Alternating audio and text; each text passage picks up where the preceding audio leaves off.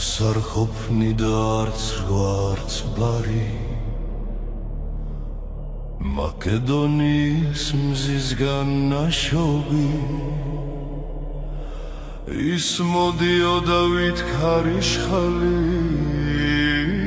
ხმლით ოცნებით და ბედით ნაქსოვი ძინირღვეოდნენ ძველი საზღვრები ბრძოლის ხიჟინში ფართა როკვაში მთელი სამყარო ფეხდა ფენილი ჯაბუკის თავის დიად ყოფაში ვისთვის ისდერი ვისთვის მესია ვისთვის თვითღმერთი ამონის დარი ენთვისთვის ახალი დროის გამსნელი სხვისთვის სამყაროს დამსხვრევი ზარი ამონის დარი დამსხვრევი ზარი ნეფედამტვერი დიდება ზარი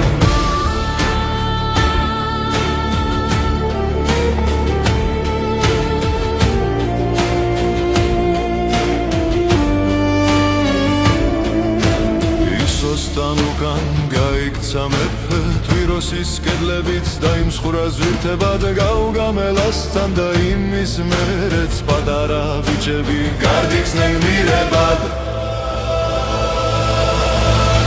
ვისთვის ის მტერი ვისთვის მესია ვისთვის თვითღმერთი ამონის დარი ერთისთვის ახალი დროის გამხსნელი სხვისთვის სამყაროს დამსხვრევი ზარი როდესაც ღამით ეძინა ლაშქარს როცა ჩებოდა საკუთარ თავთან თავის დემონებს ებრძოდა თურმე პარმენიონთან ხან კლიტოშავთან თავის დემონებს კლიტოშავთან პარმენიონთან საკუთარ თავთან პერსეპოლისის ფერკლად მცეველი თუნგიროს დიდის მატიდებელი და ინდოეთში დაღლილი თვივით მას ჯარმა უთხრა გმარა სადამდე ვერ გაგონა ვერ შთაგონა სამყაროს იქით ბოლო გარამდე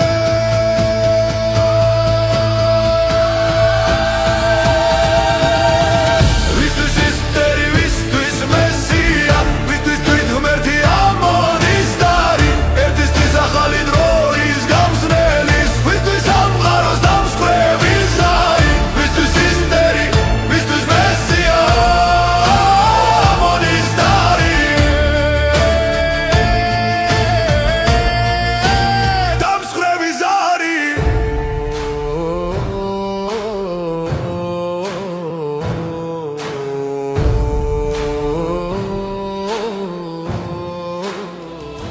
ვირქუშიცის ქვეშ უკან ბაბილონს დარჩა ის ბოლოს მარტო სიკვდილთან თუმცა უძლეველი მაინც მოკვდავი და უშიშარი და მივიდა მეს დაუთავე ქშინს ინტერიეს იქხეს მას მოლოს უძლიერეს მას დაღიმა უძლიერეს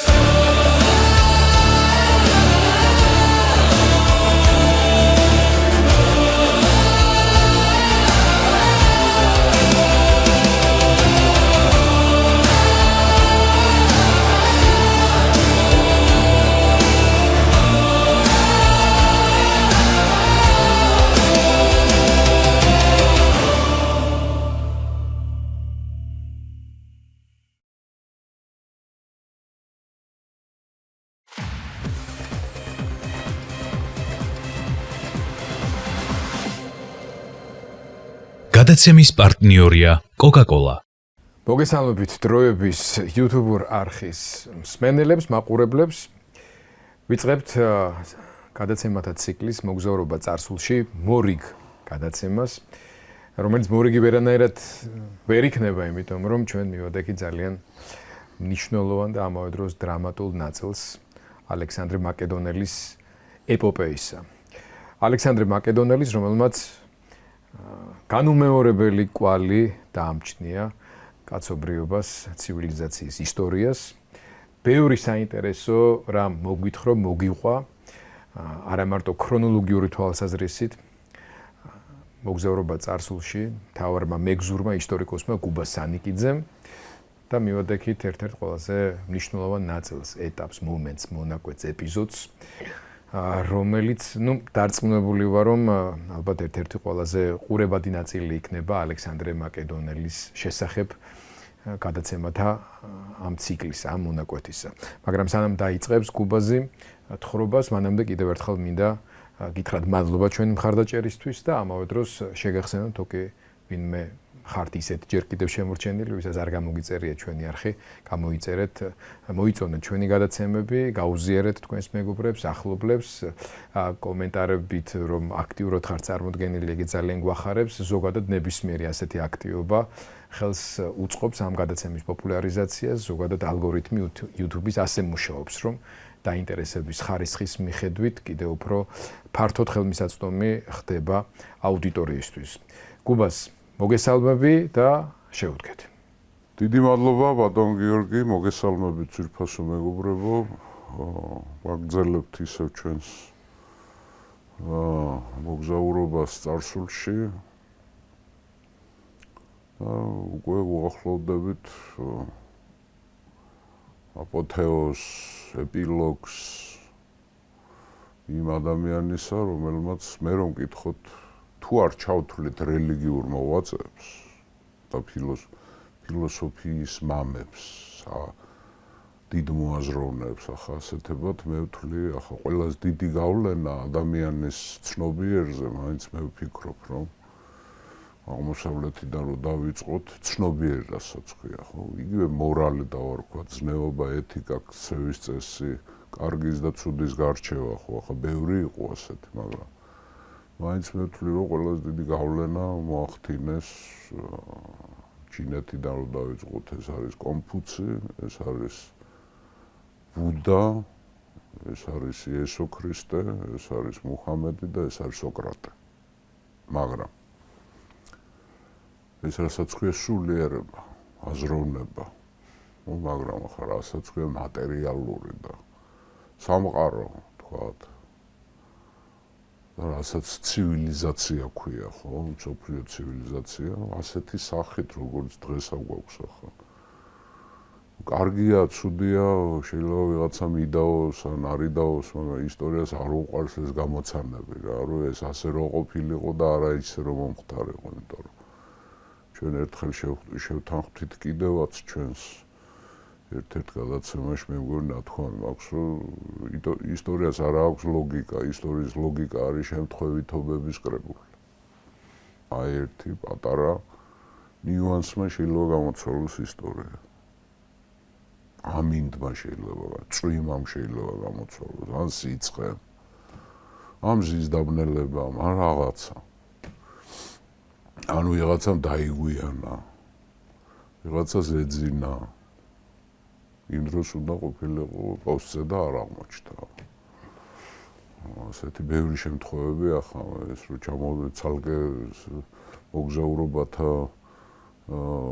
კურსი დაგვჭირდება შემთხვევითობების ისტორიაში და ისეთ შემთხვევითობებს ვნახავთ, რომ აი შეიძლება ძალიან ვიცინოთ კაცობრიობის ბედიღბალს. სხვა შორის არ არის ეს ახუმარო იდეა და შეგვიძლია ერთი კონკრეტული. ხო, ამინდი ახლა, რა ვიცი, ახლა დილით რო არ ეწვიმა ვატერლოოში და მშრალი ამინდი ყოფილიყო, ნაპოლეონ ჯერ დანაყავდა ინგლისელებს და მერე პრუსიელებს, მაგრამ 12-ის ნახევრამდე ელოდებოდა, როდის გაშრებოდა ველი. ბევრი რაღაცები ისტორია არის. ისტორია არის შემთხვევითობების კრებული. მისი ლოგიკა ამაში არის, ხო? ამიტომ რასაც მატერიალური ქვია, ყველაზე დიდი ცივილიზაციური გავლენა, ყველაზე დიდი გავლენა მოახდინა ჩემის აზრით ალექსანდრე მაკედონელმა. ყოველ შემთხვევაში ასეთი მსოფლიო ნოვატორებისა და ნოვაციების ავტორებში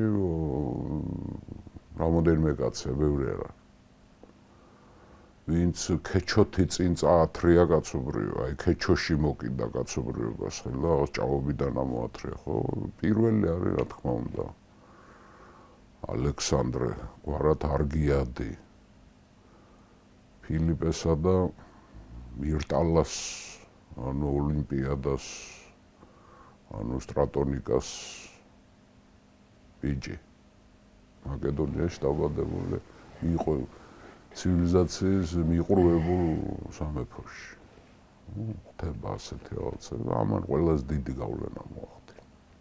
ჩემი აზრით და მე არა ვარ ამაში გამონაკლისი, ყველა ასე თვლობს. უბრუნდეთ ახლა ჩვენ ოპისის ველს, სადაც დიდი ამბები მოხდა. სადაც ნერვების ომი გამოგქონდათ მეფეს და ჯარს. საბოლოო ჯამში ალექსანდრე მაჯობა თავის ჯარს გატეხა მაკედონელების სიამაყე და ნაციონალიზმი დავარქვათ. ეთნიკური ნაციონალიზმი გატყდა საბოლოო თოფიში. როცა მან გარდა სურვილებისა ძალა დაუპირისპირა მაკედონელებს. და მემორჩილეთ ბრძანებას შეასრულეთ. თუ არ დამემორჩილებით, ბრძანებას არ შეასრულებთ, წაეთრიეთ, თუ არ წაეთრევით, მაშინ მოდით და მევამეთ. აირჩიეთ სარდლები და ასე შემდეგ და გატყდნენ მაკედონელები, ობლობა იგრძნეს. და მე დიდი შერიგება ხო, როცა მარტო მივიდა ბანაკში, იტირეს იქა და ნათესაობად გამოაცხადა ეს მაკედონური არმია და მე დიდი პატივით 10,000 ვეტერანი დაასაჩუქრა, სამგზავრო თანხები, სიცოცხლის ბოლომდე ესა ჯამაგირი, რომელიც ძალიან მაღალი იყო მაკედონურ არმიაში, განსაკუთრებით ამ სიმდიდრეების ჩაგდების მერე, თითო ტალანტი საჩუქრად. და დიდი პატივით გაისტუმრა და გადასახადებიდან გათავისუფლდა. და გადასახადებიდან გათავისუფლდა. თან როგორ მისი ყველაზე უახლოესი თანამებრძოლი კრატეროსი ჩაუყენა სათავეში, რომელიც უკვე ფიზიკურად დასუსტებული იყო ძალიან. კრატეროს გაატანა ეს ჯარი, რომელსაც ნელა უნდა ევლო, ეს არ იყო მარში. რამდენიმე თვე დაჭირდებათ მათ მაკედონიაში ჩასვლაზე და იქ კრატეროსმა იდეაში უნდა ჩაანაცვლოს ანტიპატრე, რომელიც საკმაოდ დიდი ხანი მართავს უკვე მაკედონიასაც, საბერძნეთსაც, თრაკიასაც და მონაპირე ქვეყნებსაც და იქ არის დაუსრულებელი ომი და შეტაკებები ანტიპატრესა და ალექსანდრეს დედას ოლიმპიადას შორის და ავიც ერთმანეთზე ძვირებს წერენ წერილები. მოდის ოლიმპიადა წერს, რომ ანტიპატრემ უკვე ტახტი წაგართვა, ანტიპატრე წერს, რომ დედა შენი ხელს მიშლის. და ამ ორ ცეცხლში არის მთელი ეს ლაშქრობები, რამდენი ხანიც ლაშქრობს ალექსანდრე, ბოლოს მიიღო გადაწყვეტილება, რომ ეს ორი უნდა დააშორიშოროს რა, არ შეიძლება უკვე. თან დედამის უკვე ძალაც მიეცა, როცა მისი ძმა ალექსანდრე ეპირელი, ანუ მოლოსელი იტალიელებთან, იტალიკებთან უფროსორი არის. იტალიელი სხვა არის, იტალიკის სხვა არის. მე ამაზე ვისაუბრებ. იტალიკებთან ბრძოლაში დაიღუპება, ოლიმპიადა წავა მაკედონიიდან და თავის სამშობლოში, მოლოსების სამეფოში ბრძანებლობას დაიწყოს და ღიად რეალური არის, რომ მოლოსები და მაკედონელები ერთმანეთს დაერიან. ყველაზე უფრო რაც არ უნდა ახლა ალექსანდრეს ეს არის, რომ მოლოსები დედის და მისი მეფის ნაცვლის დაპირისპირება უნდა დააშორიშოროს. ახლა როგორ უნდა დააშორიშოროს? გამორიცხვის მეთოდით, მის გონება ალბათ ასე მუშაობდა. ვიღაცა უნდა ჩამოიყვანოს ბაბილონში. ან ანტიპატრე, ან დედამის. დედამის ჩამოყვანა არ უნდა. ამიტომ ანტიპატრეს შეუთვალა კრატეროსის პირით, რომ ცოტა ხანი ერთად მართეთ, აქ არ არის სწრაფად უნდა მოხდეს. კრატეროსმა ნელ-ნელა უნდა გადაიბაროს. ერთ პერიოდში ერთად მართავდნენ კრატეროსი და ანტიპატრე. რომ ეს არ იყოს ძიმე მოძრაობები, ხო? ხო და როგორ არის ნათქვამი, ამის წასვლა ამის წასვლაო შენმა მოსვლამ გადამატანია. ხო. ხო, და ნუ ხო. ასეთ ასეთი რაღაცა ანუ მაკედონიის და მაკედონელების თემა გადაწყვიტა თან ანტიპატრემ ახალი ჯარი უნდა ჩამოიყვანოს ახალი წვეულებით ის ახალი წვეულები რომ წამოიყვანოს ახალ ქვეყანას ასე უჯაროდ ვერ დატოვებს ამიტომ კრატეროსმა უნდა ჩაიყვანოს ვეტერანები რო ჩავლენ მე ანტიპატრე წამოვა ახალი ჯარი ბაბილონისკენ და გრანდიოზული გეგმები აქვს ალექსანდრეს და ამაზე ვისაუბრებთ დღეს ახლა ნუ ოპისის დრამა დასრულდა რაღაცა თეატრალური დრამატურგია რა ჯარის და ალექსანდრეს ურთიერთობა ოპისი მე ვთქვი კიდევაც ერთ-ერთ ჩვენ წინა გადაცემაში რომ ოპისი არის როგორ სამხედრო დანიშნულების ქალაქი ჯერ ველია დიდი და მე გზები იყრება იქ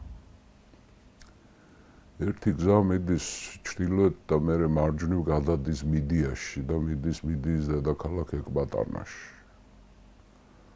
ხოლო მეორე გზა მიდის დასავლეთით, გადადის შვამდინარეთში და მე შვამდინარეთიდან შედის სირიაში და მცირე აზიაში. ანუ ორი მაგისტრალს ოპის. ალექსანდრეს აქვს გადაწყვეტილება, რომ მიღებული რომ მიდიაში უნდა ჩავიდეს. ორი მიზეზი აქვს მას ამისთვის. პირველი მიზეზი ეს არის, რომ მიდიის საქმეებია დასალაგებელი. მან კი დანიშნა ახალი სატრაპი ატროპატი. სატრაპად, მაგრამ სოთეშვილის სახელი აზერბაიჯანი მოდის ატროპატისგან სახელის, ატროპატენა, ასე ქვია. ხო, ბევრს დაობენ ზოგიერთი ჩვენი აზერბაიჯანი. არა ადარბადაგანი, არამედ ადარბადაგანი არის ატროპატენა. ატროპატენა. კი, ბერძნულის ატროპატენა გაჩნდა ატროპატის. აი შეხე კერძო სახელია ატროპატი, ატროპატენა, ადარბადაგანი და მე არაბული ტრანსკრიფცია არის აზერბაიჯანი.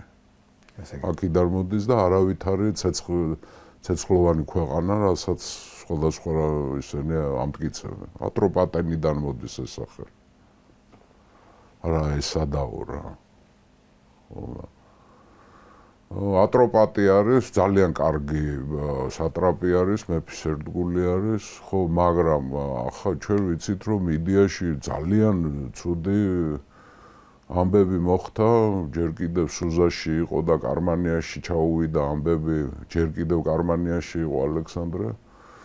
როცა მიდიაში დატოვებული სარდლები ძალიან ცუდ საქმეებს შევოდნენ, კერძოდ კლეანდრე და სიტალკ-თრაკიელი. პრობლემას თავის დროზე ალექსანდრეს ბრძანებით მოკლეს პარმენიონი. გახსოვთ რომ სიტალკ-თრაკიელმა სიტალკმა დაარტყა პირველი და მე რაღაც გამოჭრა. მათ ახლა როგორც ჩანს მათ ჩათვალეს რომ რახან მეფეს ამხელა პატივისცეს და მთავარი პოტენციური ტერი პარმენიონი, ახლა პარმენიონის შეთქმულებაში მონაწილეობა არ დასტურდებოდა, მაგრამ ახლა ლოგიკური იყო, ახლა შვილი მოუკლეს, გაუსამართლეს ფილოტა და ნუ რა თქმა უნდა, 30,000 და პოტენციური შურისმაძიებელი და შურისმაძიებელი პარმენიონი ცუდი ამბავია, თან 30,000 კაცს სარდლობდა, ეხა ჯარში პოპულარული იყო. დიდი ავტორიტეტი. რა თქმა უნდა, არა. რა თქმა უნდა. პარმენიონი იყო ტიპიური მაკედონელი ნაციონალისტი. ხო, ამიტომ ეს კლეანდრე, სიტალკი და მესამე იყო მენიდა, მაგრამ მენიდა ამაში არ მონაწილეობდა, მე ძარცვაში. ამათმა ჩათვალეს, რახან მეფეს ასეთ დიდი პატივისცეს და პარმენიონი მოაშორეს, რომ ყველაფრის უფლება გვაქვს. საშინელი ამბები დაატრიალეს იქ, ეკბატანაშიც, მიდიაშიც, მე იქ ჰარპალეს ამბებიც მოვყევით. ძირგავარდნელი მეფის ეტერი, რომელმაც საჭურჭლები გაიტაცა, ჯერ ათენში გაიქცა, მერე კრეტაზე, იქ მერე მისმა მეგობარმა მოკლა და ასე შემდეგ, ასე. ანუ ცუდი ამბები მოხდა. ხაზინა გაიძარცვა, რაღაცები მოხდა, კორუფცია იყო, მე ჯარისკაცები იქცეოდნენ რაღაცა ცუდად იყო გერმანიაში. როცა გაიგო, მან 600 კაცი დასაჯეს მე სიკვდილით სამეფო არმიიდან ხა. ესე მაკედონელები იყვნენ, ბერძნები იყვნენ, მე უფრო ვფიქრობ, რომ უფრო თრაკიელები იყვნენ. სიტალკის ხალხი იქნა, თრაკიელები საერთოდ ძარცვის მოუღრული ხალხი იყო. ყოველ შემთხვევაში დიდი რეპრესიები დაჭირდა, მაგრამ დასალაგებელია რა. ეგ პატარა არის დასალაგებელი. მით უმეტეს საჭურჭლები. ამიტომ პირველ მიზეზი ეს არის მიდიური საქმეების მოგვარება, მაგრამ მეორე არანაკლებ მნიშვნელოვანი თემა არის. მიდიის მთებში ცხოვრობს ასეთი ირანული მიდიური ტომი, ძლიერი ტომი კოსეები, რომლებიც აქამდე galauurჩნენ ალექსანდრეს ლაშქრობას და როგორც ყველა მთიელი ძნელი დასამორჩილებელია და თან ავაზაკობენ ესე. ეს ხმიან რაღაც პრობლემა. კოსეებია დასამორჩილებელი. ამიტომ ის ჯარით ოპისიდან წავიდა იდეაში და 7 დღეში უკვე გავიდა ნისეის ველი. ნისეის ველი არის საინტერესო. ამასაც სტრატეგიული მნიშვნელობა აქვს. ეს ნისეის ველები არის ძვირფასო მეგობრებო, სადაც თავისუფლებაზე გაშვებული ცხენების რემები იყო. საიდანაც ომის პირობებში სპარსელები ამ ცხენებს ჯერ კიდევ აქემენიდები ცხენებს იჭერდნენ, წვრთნიდნენ და არმიისთვის იყენებდნენ. ეს იყო უზარმაზარ თვალუწვდენელი ველები იყო, აქ ალექსანდრემ გავიდა და დასცა ბანაკი და ცხენების ახალ ლაშქრობისთვის ელოდება თან ცხენებიც უნდა. არის ცნობა, რომ 50,000-დან 60,000-მდე საომარი ცხენი გაწვრთნეს იქ. დაიჭირეს 50,000 ცხენი? თვითონ რამდენი იყვნენ კი, მაგრამ ახლა თვითონ საერთოდ ჯარში ცხენი მარტო ერთი არ არის საომარი. ცხენი რაც არ უნდა გაგიკვირდეთ, საერთოდ მხედარი და ცხენი შენახვა გაცილებით უფრო ძვირი ჯდებოდა ვიდრე ჯარისკაცს. ჯერ ყვება, შემდეგ კიდევ ერთი სისუსტე ქონდა ცხენი. ცხენი ოდნავ რო დაიჯრებოდა. მე აღარ ვარგოდი ეს. რო დაკოჭლებოდა, მაგალითად აღარ ვარგოდი. ამიტომ 50,000 ცხენი მე არ მგონია ახლა გრანდიოზული ციფრი. არმიისთვის ჭირდება მას. ერთი თუ დაასვენა აქ ჯარი. დასცა ბანაკ შემოეგება ეს ატროპატი, მოვიდა ახალი სატრაპი. არ გეტყვი უარს ოთაშორს. შეგივსებ ახლა. ჩვენ შევთანხმდით, რომ კოკა-კოლა არის ელინისტური პროდუქტი. ალექსანდრეს, ბატონ თემურ. გლობალისტი. ჩვენ შეგვიძლია ერთი ლექცია გავაკეთოთ ალექსანდრედან თემურ ჭყონიამდე. ფაქტიურად ამას ვაკეთოთ. აი, ეგ იქნებოდა ხო და ატროპატი შემოეგება უკაცრავად მეგობრებო. შემოეგება დიდი პატივით მეფეს.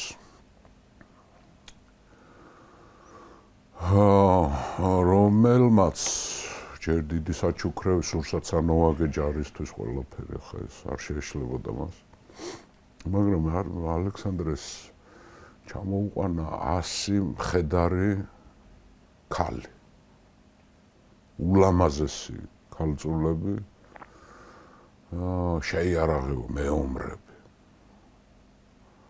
რომლებიც იყვნენ ამხედრებული ულამაზეს ცხენებზე და ჰქონდათ ძვირფასი იარაღი. აქედან არის მე ლეგენდები, რომ აი ალექსანდრე თითქოს დაშევხდა ამორძალების დედოფალს და რაღაცები და ეს ცალკე თემა ახლა ამაზე ნუ გავჩერდებით, არა ასე მნიშვნელოვანი. მართლა ამორძალები იყვნენ თუ არ იყვნენ ამორძალები. დასტურდება თანამედროვე არქეოლოგია ადასტურებს მეომარი ქალთა ტომების არსებობას, განსაკუთრებით ეს მომთაბარეებში იყო. მომთაბარე ხალხებში ძვირფასო მეგობრებო, საერთოდ თუ დავიცოდეთ, რომ ქალი თითქმის თანასწორია მამაკაცის. მონღოლებში ასე იყო, სკვითებში ასე იყო, სარმატებში ასე. ქალის სტატუსი უფრო მაღალია. ანუ კლასიკური პატრიარქალური მართლობა და ძალიან ბევრ მომთაბარე ტომებში მატრიარქატებიც ფიქსირდებოდა. შეიარაღებული ქალი მხედრების არსებობა ძირფასო მეგობრებო ბოლო 20-30 წლის განმავლობაში უკვე არქეოლოგიით არის საკმაოზე მეტად დაფიქსირებული. გიორგი მაგალითად ნანახია სამარხი, სადაც პატარა გოგოს სადაც 8-9 წლის გოგოს სხეული არის და დაკრძალული და აქვს იარაღი, სათამაშო იარაღი. სათამაშო შვილდი, სათამაშო მახვილი, ანუ მეომრად იზრდება. ასე რომ ამორძალების არსებობა დადასტურებულია. მეომარი ქალების დავარქვა. მეომარი ქალების. ეს არ ნიშნავდა რომ ამ ამორძალთა ტომებში კაცები არ იყვნენ. არა, შეხედე ახლა თვითონ მითოსი გადმოცემა ბერძნებიდან ვიცით და მე მოგვიანებით ბერძნებიდან ყველაფერი ხო რომაელებმა გადაიღეს. ამბობენ როგორ ამბავს რომ ამორძალები ცალკე ცხოვრობენ ქალები მონაპირე მეზობელ ტომებთან აქვთ ხელშეკრულება დემოგრაფიული ხელშეკრულება დავარქვათ ასე პერიოდულად ხვდებიან რაღაც რელიგიურ დღესასწაულებზე მამაკაცებს აჩენენ ბავშვებს ბიჭებს უბრუნებენ მამებს და გოგოები მოყავთ თავისთან ეს არის მითოსი და ლეგენდა ახლა ეს ქალები რო არის სამარხები რო არა ნანახი ახლა ეს მარტო ქალთა საზოგადოება არის თუ იმ ტომში ქალებიც რომობდნენ და კაცებიც ერთად ეს ალგე თემა ხო მაგრამ სამარხებში ამ შემთხვევაში კაცებთან ერთად რო ეცხოვრათ მამაკაცების ნიშნებიც იქნება ცალკეა მარტო ქალების ნიშნა კი მარტო ქალების არის ქმართან დასაფლავებული არა საერთოდ მეომრების სამარხები რო აიღოთ მეომრების აი მომთაბარეებში ქალის ჯერ ძალიან რთული დასადგენია ქალის და მამაკაცის რა ქვია ჩონჩხის დადასტურება რომლის არის ამას მთელი კვლევები ჭირდება ასე ვერ შეხედავ რომელია მაგრამ დასტურდება ქალია თუ მამაკაცი ხოთაშორის ამ ბავშვი გოგოს პატარა გოგონას შეულ დიდხანს არქეოლოგებს ეგონათ რომ პატარა ბიჭია მაგრამ მე გენეტიკური ისინი ახლა ამაში ვერ ვყვევი გაირკვა ბიოლოგია მიკრობიოლოგია ხო გაირკვა რომ გოგოა ესა თურმე ქართულ ტომებთან და მე არის რაღაცა თემები არის ქართველები რომ მომდნენ ქალები ეს დასტურდება არაერთ გზის მაგალითად პომპეუსი როცა მოგვიანებით შემოდის იბერიაში ქალები ომობენ და რომში ხმა გავარდება რომ პომპეუსი იბერიაში ამორძალებს ებრძვის იმიტომ რომ როცა პარტიზანულ ომს იწყებენ იბერიელები ხო ერთ-ერთმა ჩვენმა მან მოგწერა რომ ადვილათო დაიპყრეს რომაელებმა საქართველოს არა ჩემო ძვირფასო ადვილად არ დაუპყრიათ და ვერც დაიპყრეს ბოლო კოლხეთი კი დაიმორჩილეს და მათ გავლენის სფეროებში იყო მაგრამ იბერიის დაპყრობა არ მოხდა იბერიამ პომპეუს ლაშქრობის მერე ძალიან მალე მიიღო მთავარი მოკავშირის სტატუსი მოკავშირე და მეგობარი რომაელი ხალხისა და სენატისა ეს უმაღლესი ისა რა ქვია სამხედრო პოლიტიკური ხელშეკრულება რომის იმპერიასთან ჯერ რესპუბლიკასთან მე რომის იმპერიასთან ასე ნუ ვიტყვით რომ თუ ერთ-ერთმა მოიწერა გასაგები მიზეზია კოლხები თუ ასეთი მაგრები იყვნენ და ჩვენ წინაპრები რომაელებმა რატო და ვერაფერი ვერ დაგვიპყრეს ადვილად რა პომპეუსსაც კი გაუჭირდა და ორი ბრძოლა დაჭირდა ხიდის აშენება დაჭირდა და მე პარტიზანული ომები იყო ტყეების გაჩეხვა დაიწყო რომ ვერაფერი ვერ უქნა ჩვენებს რა და იქ ბევრს ნახულობდნენ ქალ მეომრებს და იმდენს ნახულობდნენ დაღუპულებში რომ რომში ჩავიდა ამბავი რომ ამორძალებთან ომობს მეომარი ქალები ბევრია ასე ქალები რომ ომობენ არის ასეთი ხალხები როგორ არის განსაკუთრებით მომთაბარეებში მაგრამ თიელებშიც არ. აი მეომარი ვინც არის, მეომარი მარტო კაცი კი არ არის, ქალიც არის. გასაგები. ხო. სპარტელები ახლა ბერძნებში ხო, ახლა ათენელები ნაკლებად, ათენელი გოგოები, მაგრამ სპარტაში ისინი თავის აგოგეს გადიოდნენ გოგოები. იარაღის ხმარება იცოდნენ. სპარტერმა გოგოებმა. რომ ეს ილოდები თუ აჯანყდნენ და ჯარი წასულია სადმე, უნდა დაიცვან სპარტა. თანამედროვე სამყაროში ამის გარკვეული ისრაელს ანალოგია აქვს. ისრაელის ისრაელს აქვს. რაც ქალი და კაცი თანასწორად კი. მონაწილეობს. ხო და ამიტომ ძალიან დიდხანს გავჩერდით ახლა ამ მოგზაურებს ერთ სიტყვით დიდი პატივისცა ამ რა ქვია ატროპატმა 7 დღეში მე დაიძრან ერთი თვე გაჩერდნენ ნისეის ველზე ცხენების გაწვრთნა ამბების ესე რაღაცები ახლა დაჭირდებოდათ რა 7 დღე მერე გაიარეს 7 დღე დაჭირდათ და ჩავიდნენ ემაში რა ქვია ეკბატანაში და 324 წლის რა თქმა იყო არ მახსოვს ოქტომბერი იყო მე მგონი ნუ შემოდგომაზე დიდი დიონისობა გადაიხადეს დღესასწაული აქ ფანტასტიკურად გამოიჩინა თავი ატროპატმა მოახათლად სუზას ქორწილი არ მოუწყვია ეხა და იმ მასშტაბების მაგრამ დიდი ზეიმი იყო და იქაც არის ცნობა რომ 10000 ხარი დაიკლა მთელი ჯარი რელიგიურ დღესასწაულს იქაც იყო ნეტა ეს ქორწილის ელემენტი ანუ ის აგრძელებს დიონისობა იყო ხო მაგრამ მასშტაბები ნუ ახლა არც ბევრი აფერი არ აკლდა ვიდრე სოფლიო ქორწილს სუზაში ხო მაგრამ ერთი ამბავი ხდა აქ არის გაგრძელდა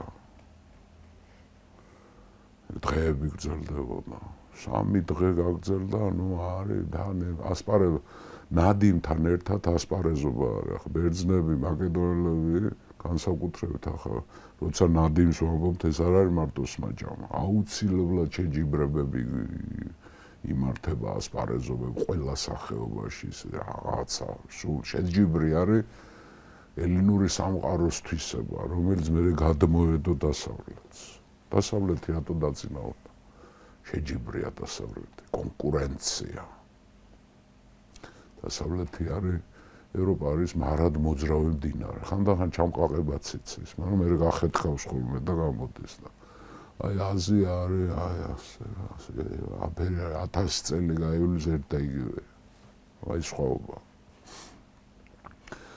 ჩვენი ისტორია ევროპის ტიპიური ევროპული არის ჩვენი არის სულ აი თირდი არაგვია ჩვენი ისტორია რა არაგვი თირდინარე რიონია ტყვარი არ არის ენგურია რას როდის რანაირად და რა ძალით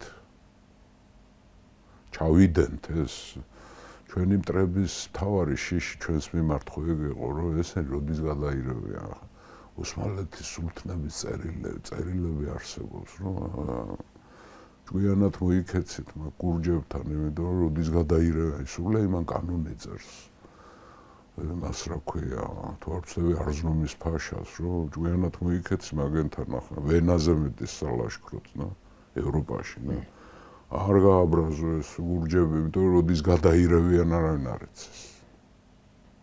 ეს სხვათა შორის ესე იგი წინასწარ ვერ განსაზღვრავ. ესე იგი ამოუცნობი ხასიათი ქართველებს იყო ჩვენი იარაღი. რო ვერ გაიგებდნენ რას ვიზამდეთ ჩვენ.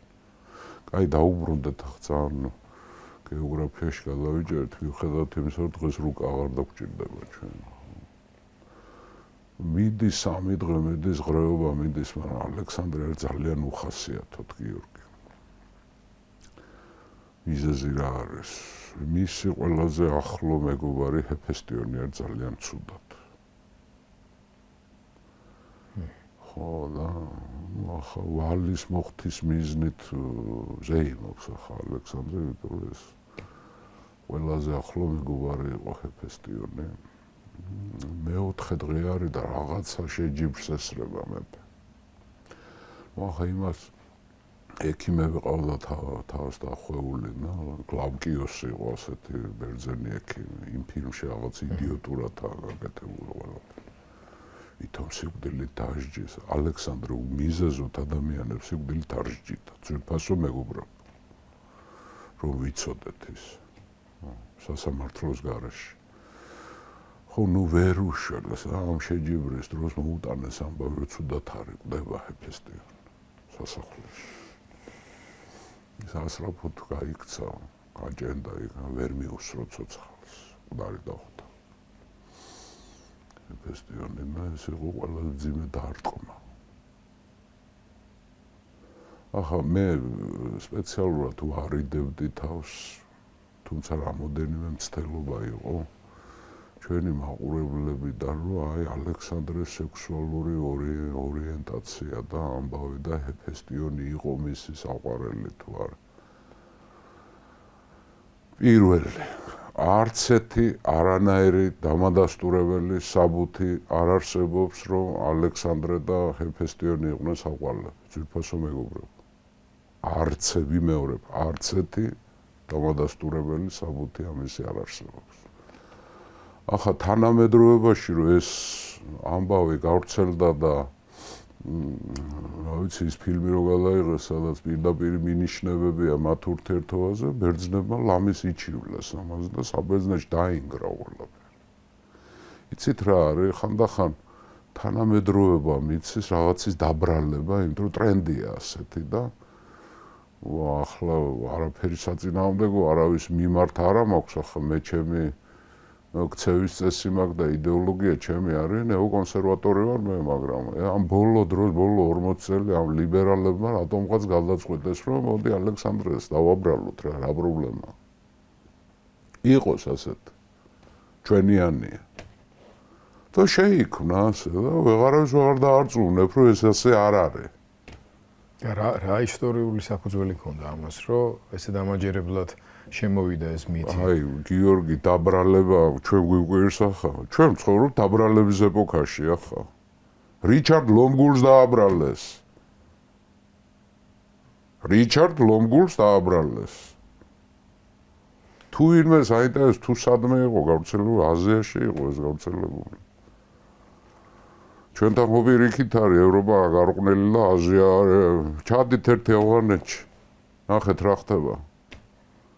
ბაჩაბაზი ალბათ გაგიგიათ. ხო, ევროპის მოძულეებს მიმართავ და არ ფიქსირდება, ტყუილია, გამოგონილია. დამადასტურებელი საბუთი არ არსებობს. იყვნენ ძალიან ახლო ბავშვობის მეგობრები იყვნენ. ჰეფესტიონი და ალექსანდრე. მაგრამ იყოს რა უჭირს კაცო, იმართლონ მე იმ საწყალმა ბერძნებმა. აი, გალარეული იყო მთელი საბერძნეთი. ერთად გაიზარდნენ და მიეზაში ერთად სწავლობდნენ და ისა ახლა ყველაზე უფრო რა თქმა უნდა ჰეფესტიონი უყვარდა. ჰეფესტიონი მარტო ალექსანდრეს კი არ უყვარდა, ჯარს უყვარდა. რომ მოკვდა, ჯარმა დაიწყო გლოვა. ცხენებს, ფაფრები აკვეცეს, თმები დააჭრეს, ფაფარი და ეს იყო დიდი გლოვი, ჯარმა, მთელმა ჯარმა თალხები ჩაიცვა. ჰეფესტიონის სიკვდილზე. ხო და მიიღეს ახლა, ამან ძალიან მორალურად გატეხა რა. ჰეფესტიონის და ალექსანდრეს ურთიერთობა ჯერ თვითონ მის ეპოქაში ადარებდნენ აქილევსის და პატროკლეს ურთიერთობას ილიადაში რაც არის, ხო? აზიისთვისაც ასეთი მეგობრობის სიმბოლო იყო გილგამეშის ეპოსი, ძველი უძველეს შუმერული ეპოსი, ძვირფას მეგობრობა. მე მგონი გაგვიგია, ხო? აი, სტრუქტურირებული ეპოსი, რასაც ქვია, ჩვენ ვიცნობთ ესა გილგამეშის ეპოქი. თუმცა ბევრი ნაწილებისგან შედგება, ხო, ესა და როგორც ჩა შუმერული ფორმა აქვს, მე აქადური სახემე იყო და მე ბაბილონური, და სულ ხდება მუდმივი იყო ესა. გილგამეშის და ენქიდუს ურთიერთობა. ენქიდუს სიკვდილი და გილგამეშის გლოვა და ამბები. ამიტომ ეს ისეთი მეგობრობის თემა ეს არის. კაი, ეს დავანებოთ თავი, ხო, იქ დაიგეგმა, ეკბატანაში დაიგეგმა, რომ ჰეფესტიონი უნდა გადაასვენონ ბაბილონში და გაზაფხულზე უნდა მოხდეს მისი კრემაცია და მისი გასვენება. ერთი სიტყვით რა. საინტერესო ამბები წამოვა ახლა უკვე რა. ახლა ჰეფესტიონის ჰეფესტიონის ასაკით ტოლები იყო კბილები არიან ერთად გაიზარდნენ ძალიან ახალგაზრდები ისე ვიმეორებ ახლა ჰეფესტიონი ვიღაცებს არ უყვარდათ მაგრამ ჯარს უყვარდათ და ჰეტერების უმრავლესობას უყვარდა იქ ნისეის ველზე მანამდე მოხდა ერთი უსიამოვნო ამბავი ჰეფესტიონსა და ევმენკარდიელს შორის მოხდა იქ ჭუბი და ალექსანდრემ ბევრი გააკეთა რომ შეერიგებია იმიტომ ორივე ძალიან ახლობლები იყო ახლა ევმენკარდიელზე მე გვექნება ჩვენს ალექსანდრეს დივანი იყო ბერძენი იყო სოფელში ხო ისინი შეარიგა ჰეფესტიონი და ისა ხო ჩვეულებრივ მეგობრებში რაც ხდება რა ერთად გაზრდილები არიან ხო მაგრამ ჯარს უყვარდა ძალიან დაწყდათ გული ჰეფესტიონის სიკვდილზე იმიტომ რომ ჯარისკაცებსაც უყვარდათ და ჰეფესტიონსაც უყვარდა სხვათაშ თუ ხართ დაკვირვებული თავარ ძალას ყოველთვის უტოვებდა ალექსანდრე ჯერ პარმენიონს მერე კრატეროსს ან ჰეფესტიონს ესენი იყვნენ ქალაქების მშენებლობებში ანუ პასუხისმგებლო ძალიან ბევრი ალექსანდრემ კი დაარსა მაგრამ აშენა ჰეფესტიონმა ან კრატეროსმა იმათ ეშენებული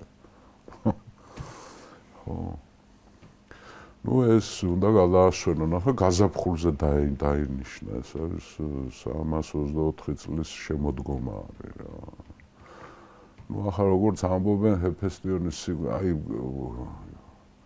რა არის გრძნობ უკვე რომ რაღაცა ბოლო მოდის ალექსანდრესი იმას აქვს კარგად დროიზენს აქვს მე მგონი ხო გული დაუბერდა კი არის ახალგაზრდა არის 31 წლისა თუ 32 ხდება უკვე მაგრამ გული დაბერდა ალექსანდრე შინაგანად უკვე ამხელა სოფლიოს ტვირთები ატევს ხო გეგმები აქვს ამხელა ხო ერთი სიტყვით წამოვიდნენ ახლა იმედან ეკბატანის ამბებ და ალაგაიქა ეს კოსეები დაიმორჩილა შეუსია ჯარი და დამორჩილდნენ ეს კოსეები ამოვიდა ახლა ბაბილონში მოდის თვითფასო მეგობრებო უკვე საინტერესო ამბები ხდება ეკბატანიდან რო წამოვიდა ტიგროსი გადმოლახა მოდის უკვე ბაბილონში უნდა შემოვიდეს ბაბილონი ევფრატზე იყო თვითფასო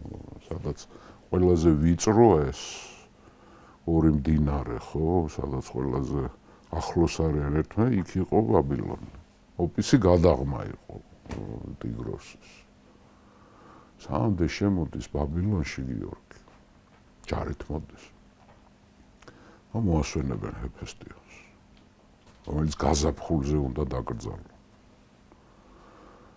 ალექსანდრეს ბანაკში მივიდნენ ქალდეველი მისნები და ბაბილონელი ქურუმები ვერ და იგივეა პრინციპში მოითხოვეს მეფესთან საიდუმლოდ ანუ ცალკე შეხვედრა თქმა უნდა პატივით მიიღო ალექსანდრემ და ეს მისნები შევიდნენ ალექსანდრესთან მეფესთან შევიდნენ და ეუბნებიან რომ ჩვენო გვაქვსო ჩვენ გვითხრა ღმერთმა ბელმა ბაბილონური ღმერთია ბელი ამ ღვთაების ქურუმები არიან საღვთო ამბავი უნდა გადმოგცეთო რომ ბაბილონში არ შემოხვიდე მეფეო მოკვდებიო ავსოთ კალანემ რო უთხრა ჯერ ინდოეთში მალე მოკვდებიო და მერე როცა სუზაში დაწვეს კალანე ბრაჰმანი ხო იგივე სფინე ბაბილონში შევხვდები მალე ჩვენ საყვარელ მეფეს ესენი ეუბნება რომ არავითარ შემთხვევაში ბაბილონში არ შემოხვიდე იმიტომ მოკვდები ღმერთისგან ვიცით ასე ახლა ალექსანდრესთვის ეს რა არის იცი რომ ახლა დედაქალაქად აპირებს ამის გამოცხადებას და ახლა ბაბილონში არ შემოხვიდე ჯერ ერთი ალექსანდრე ხარ უკან დახევა თავარი მიზეზი მალების ციხეში რატო ჩახდა იცი იმიტომ უკან დახევა არ იცოდა. გადმოხტი მეფეო, გადმომხტარი უკან ალექსანდრე არ არსებობს. სახალხო ენაზე რო ვთქვა, უკასulis ზადნი ხოდი არა. კარგია. ხო უნდა ახსნა რომ რატო აღარ შედიხარ, მივდივართ ბაბილონში და ჯარი შევიდეს, მაგრამ მე აგერ რატო? იმიტომ რომ მისნებმა მითხრეს რომ არ შემოხვია ალექსანდრე, შენ მყალი ყوارა ხარ. არა, უნდა შემოვიდა. მაგაზე ლაპარაკი ზედმეტი არ არის, ზედმეტი არ იყოს მაგაზე ლაპარაკი. მაშინ ამ მისნებმა უთხრეს, მაშინ ასე ქენიო მეფეო რომ ისე შემოდი ბაბილონში რომ მზეო ზურგიდან გიყურებდეს. ანუ აღმოსავლეთიდან შემოდი. მზეს არ დაენახო მზე. ანუ მოდის ჩრდილო აღმოსავლეთიდან. ეს აღმოსავლეთის კარიბჭიდან უნდა შემოვიდეს, ხო? ეს არის ბაბილონი, ძვირფას მეგობრებო, რეკონსტრუქცია არის არქიტექტორების და არქეოლოგების მიერ არქეოლოგიური გათხრების შედეგად გაკეთებული, ეს არის რა ქვია, რეკონსტრუქცია, ხო? მაშინდელი ბაბილონის რეკონსტრუქცია. ალექსანდრეს დროინდელი ბაბილონია. წარმოუდგენელი, უბრალოდ სილამაზე კი არა. ახლა შეხედე. არქიტექტურული და აშენე ხავნარი ქალაქი მაშინ. მინიმუმ 9 მილიონი ცხოვრობდა და აგლომერაცია მილიონზე მეტი. ხო და ის არის ბელის ტაძარი არის, ისა ქსერქსემ დაანგრია ისა. ხო და მე ამან გაარემო. ალექსანდრემ ხო ქსერქსემ ძალიან ცუდად მოექცა ბაბილონს. ეს როგორც ჩანს სამეფო ტაძრები და ამბები აქ პორტი არის და კედლები და ნახე რა არის. ეს არის უფრად და გალა იქეთ არის უკვე შესაერთები. არხები და ფანტასტიკური ქალაქია რა. 1000 წელი დიდება ალექსანდრეს დროს მას გამოვლილი აქვს, ახლა უფრო ძველია, მაგრამ 1000 წლის დიდა. მსოფლიოს ოქროს ჭიპი ეს არის. ყველაზე დიდი და სახელოვანი ქალაქი ამ დროს მსოფლიოში არის ბაბილონი და ახლა ბიბლიიდანაც ჩანს, საერთოდ კოშკს აშენებდნენ, აქ გაიყო ენები, აქ ერები აქ დაიბადნენ და ამბები და უფალთა ბაბილუ რას ნიშნავს? ბაბილუ ნიშნავს ძველ სემიტურად, აქადურად ნიშნავს ღმერთის კარიბჭე, ბაბ. სემიტურ ენებზე არის კარე, ილუ. არის ილუ არის ღმერთი. საღვთო კარიბჭე და ორყოთას. არაო, მე უნდა შემოვიდო, რას მე უნდა ვთქვა, გაგიჟდითო თქვენ, მაშინ ამათ მოუთხეს ისე შემოდი, რომ მზეო ზურგიდან გიყურებდეს, დასავლეთიდან შემოდი. დაუჯერა. წამოვიდა ახლა მოდის ბაბილონისკენ. მოადგა მის აღმოსავლეთ კარიბჭეებს ახლა ალექსანდრე დასცა ბანაკი ჯარის ჯარი აღმოსავლეთიდან უნდა შემოვიდეს ჩვეულებრივად, მაგრამ თვითონ აპირებს, რომ სამხრეთიდან გადავიდეს ეფრატზე, იქ ჭაობები არ დიდი, იმას წრე უნდა დაარტყას და დასავლეთიდან უნდა შემოვიდეს, სირიის მხრიდან. ჯო ახლა გაუკვირდათ ამ სარდლებს, ეს ხო საიდუმლო შეხვედრა იყო. რატო შვები ამას? ასეო მითხრესო მისნებმა არ შემოხვიდაო. ამას კიდე ერთი რამე ემატება. ამაზეც ვისაუბრე. ანაქსარქე გახსოვთ ის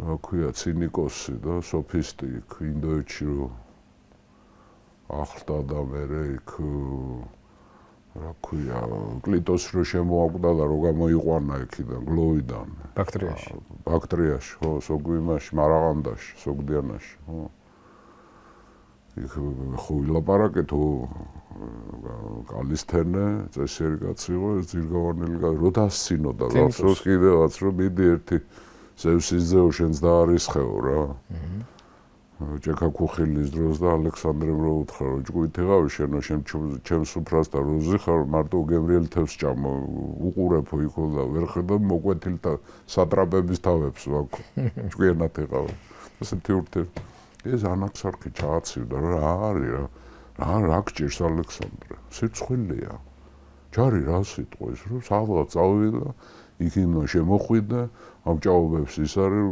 დაარტყაწრე, ეფრატი გადალახო და მე იქიდან ცალკე ჯარი აქიდან შედო, მარტო შემოდიხარ და რა არის ამ კუდიანების რო გჯერა და ამ ბაბილონელების. ხო მისნების ჯეროდათ, ასე არ იყო საქმე, რატო რა არის, რა შეასაქმე. დაუჯერა ამას. პატიმოყვარეობი დააგდო რა ესე გამო. ხო, ნუ ალექსანდრე ხარ რა. ისე რა თუნდოდა ახლა აგდება ახლა ალექსანდრეს. მაგრამ რატო დაუჯერა იცი ამათ, იმიტომ რომ კიდე მეორე მიზეზი ქონდა ამას. აი ეს დავასრულოთ ახლა. არ დაუჯერა მისნებს და მარჯვენა კარიბჭიდან შემოვიდა, ჯარ შემოვიდა.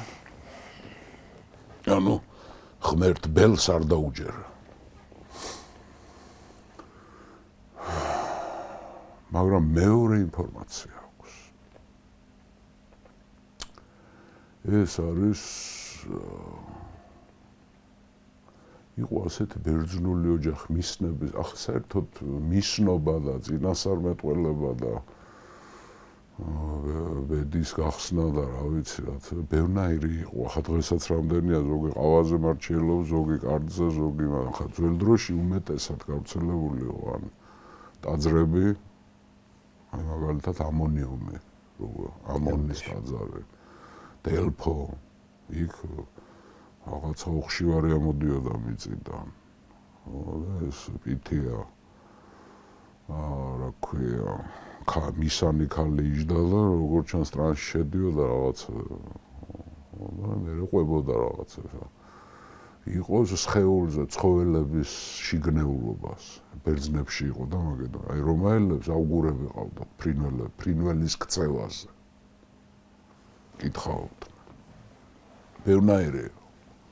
ბევრი არ ვიცით რანაირი. მაგრამ ახლა ეს კაი ამ ქალდეველებმა უთხრეს და არ დაიჯერა, მაგრამ ეჭვები რატო აქვს მაინც? იყო ასეთ ბერძნული ოჯახი იყო, მისნების ოჯახი და ორი ძმა, ერთს ერქვა პითაგორა და მეორეს ერქვა აპოლოდორე. ეს აპოლოდორე არის ბაბილონის, როცა ბაბილონი დაიკავა, მაშინ ალექსანდრე, აპოლოდორე არის ეპისკოპოსი ბაბილონის სატრაპის. მაღალი, ხო, გენერალია რა.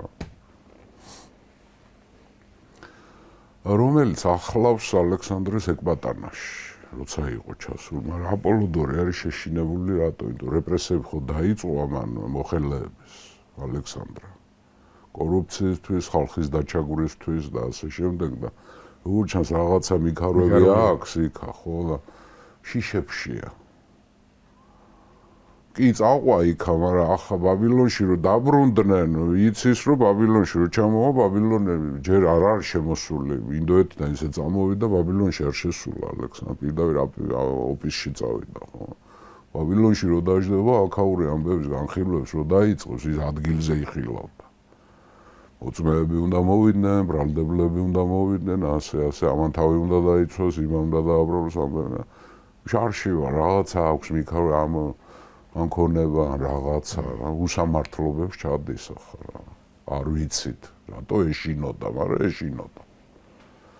ეფის სამართლის და ეკბატანაში რო იყო, მას ყავდა ძმა პითაგორა, რომელიც მისნობდა. ანუ ოჯახის ძველ პროფესიას მისდა და ამ პითაგორას თხოვა. ეს ის პითაგორა არ არის, დიდი პითაგორა. თავის ძმას თხოვა, რომ მიმარჩიელაო რა.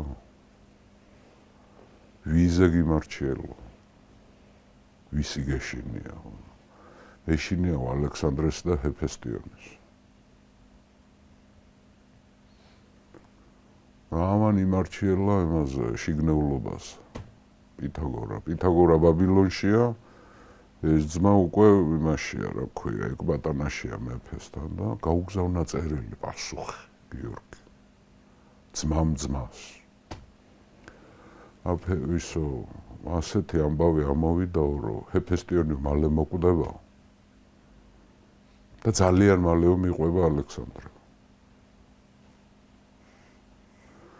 ეს ჰეფესტიონის სიკვდილამდე ერთი დღით ადრე, არა სამდე ავად გახდებოდა, რამოდენიმე დღით ადრე ჩაუვიდა ამ აპოლოდორეს, რომ ჰეფესტიონი მოკვდება, ნუ გეშინია. და მერე ალექსანდრეც მოკვდება. მალევე. იქაა ნათქვამი, როგორც აქილევსი მოკვდა პატროკლეს მერე მალე. ახლა ამ აპოლოდორეს როგორც უნდა რაღაცა მეფის კეთილგანწყობა მოიპოვოს და ეს ცნობა მიუტანა ალექსანდრეს იქ ეკბატანაში. აი ჩემი ძმა მისანია და ასეთი რაღაც და რომ მოკვდა პატროკლე, მერე მიუტანა. აი ნაწინასწარმეტყველები ქონდა და მეფეო გაფრთხილდე. გული რომ მოიბრუნოს, არ იცის ახლა.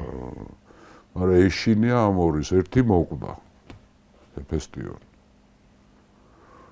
მის მოტივაციის შესახებ არ მოუთხრია ალექსანდრეს. ხო, არა, რა თქმა უნდა, ხო. შედეგი აჩვენა. იმ ძმის წერილი წააკითხა, სადაც წერია, რომ აი სამწუხაროდ მოკვდება ჰეფესი, ახლა ის კი არ არის, რომ უგეშინია და მოკვდება ჰეფესტიონი და მე ალექსანდრეს მიყვება. მათ შორის ალექსანდრეს იგულსაც.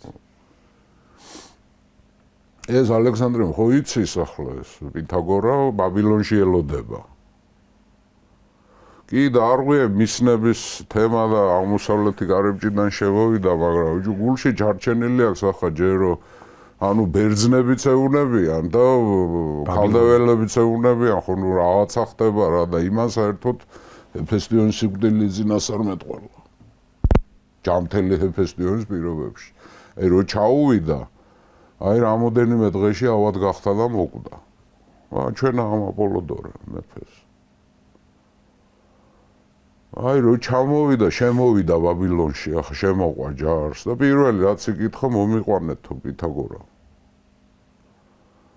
უთხრა რომ აი ეს აი რის საფუძველზე. რა არის ეს? იმან უთხრა რომ სამსხვერპლო სხეულის ღვიძლიო იყო შენიო, ღვიძლზე ამოიცნეს, შიგნეულობაზე კითხავდნენ. სამსხვერპლო ცხოველების. ღვიძლმა მაჩვენაო, რომ მეფეო დატოვება ბაბილონში არ დარჩა. იგივეზე უნება, იმათმა უთხრეს, რომ არ შემოხვიდე, ან თუ შემოხვალ მზე უკნიდან გიყურებდეს და მეორე ესე უნდა რომ დატოვე რა ბაბილონი. აი ჭებში უკვე. ალექსანდრე. მან იცის ერთი რამე, რომ ბაბილონი უკვე დარწმუნებული ამაში, რომ ბაბილონი მალე უნდა დატოვოს. არ შეიძლება აქ დიდხანს გაჩერება, მაგრამ მანამდე საქმეები აქვს მას გიორგი. კერძოდ რა. მან ბაბილონი გამოაცხადა თავისი იმპერიის დედაქალაქად ოფიციალურად. 1000 წლოვანი უწყინვალესი ისტორიის დედაქალაქი. არავის ეჭვი არ შეპარვია. ბაბილონს არ ყავს კონკურენტი რა. არც პელა, არც მემფისი, არც პერსეპოლისი, არც პასარგადი, არც რა ვქვია ეკბატანა, არც მილეტი, არც ათენი, არც ბაქტრა, არც მარაყანდა, არც ეთი ქალაქი მისი, არავის არ უთქვია რომ ეს რა გვაკადრა ალექსანდრე. ბაბილონია დედაქალაქი. სახლად თვისა აირჩია ბაბილონი. მაგრამ მას აქვს ეს ჩარჩენილი და დროზე უნდა დატოვოს, მაგრამ ამზადებს დიდ გრანდიოზულ ლაშქრობებს. 3 მიმართულებით გეგმავს, რაც ვიცით რომ ნამდვილად აპირებდა. ბაბილონში რო ჩამოვიდა და აისვენა ახლა ჯარიც დაასვენა ისესა და დაიძრა ელჩები მოდიან ახლა სხვადასხვა ქვეყნებიდან უკვე მისი სახელი ელვარებს თელ სამყაროში და მოდიან ჯერჯერობით დაუმორჩილებელი ხალხების წარმომადგენლები ახლა. მოდიან ლიბიელები მოდიან, კართაგენელები, ესპანელი იბერები მოდიან, იტალიკები მოდიან, რომაელების დელეგაცია ჩამოვიდა, სიცილიელები, კელტები, ეთიოპელები. დაუპყრობელი ინდოეთიდანაც ვიღაცები ჩამოვიდნენ. იმდენი ელჩობა არ ჩამოსული. რომ ამან მოითხოვა, რომ რიგი და დრო შეათანხმა, ყველას ღებულობს. ფანტასტიკურად ღებულობს.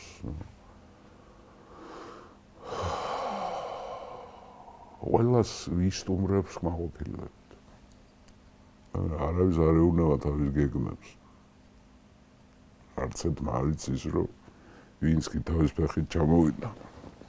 ეს ელჩა ყველას დაპყრობას აპირებს ეს. კოსმოკრატორი ტიპიური აი თავისუფლად შეგვიძლია დავარქვათ კოსმოკრატორი, ანუ სამყაროს მართველი. ბევრი არ აკლია გიორგი. კოსმოფაგი სამყაროს გადამყლაპველი. სამყარო ყლაპია. არავის არ ეუბნება. გარდა ამისა ის ახლა გრანდიოზული ლაშქრობისთვის ემზადება. კერძოდ აგზავნის თავის ხალხს ფინიკიაში. სამ მიმართულებაზე აპირებს ლაშქრობას. ჩრდილოეთი, სამხრეთი, დასავლეთი. აღმოსავლეთი მოთავებული აქვს.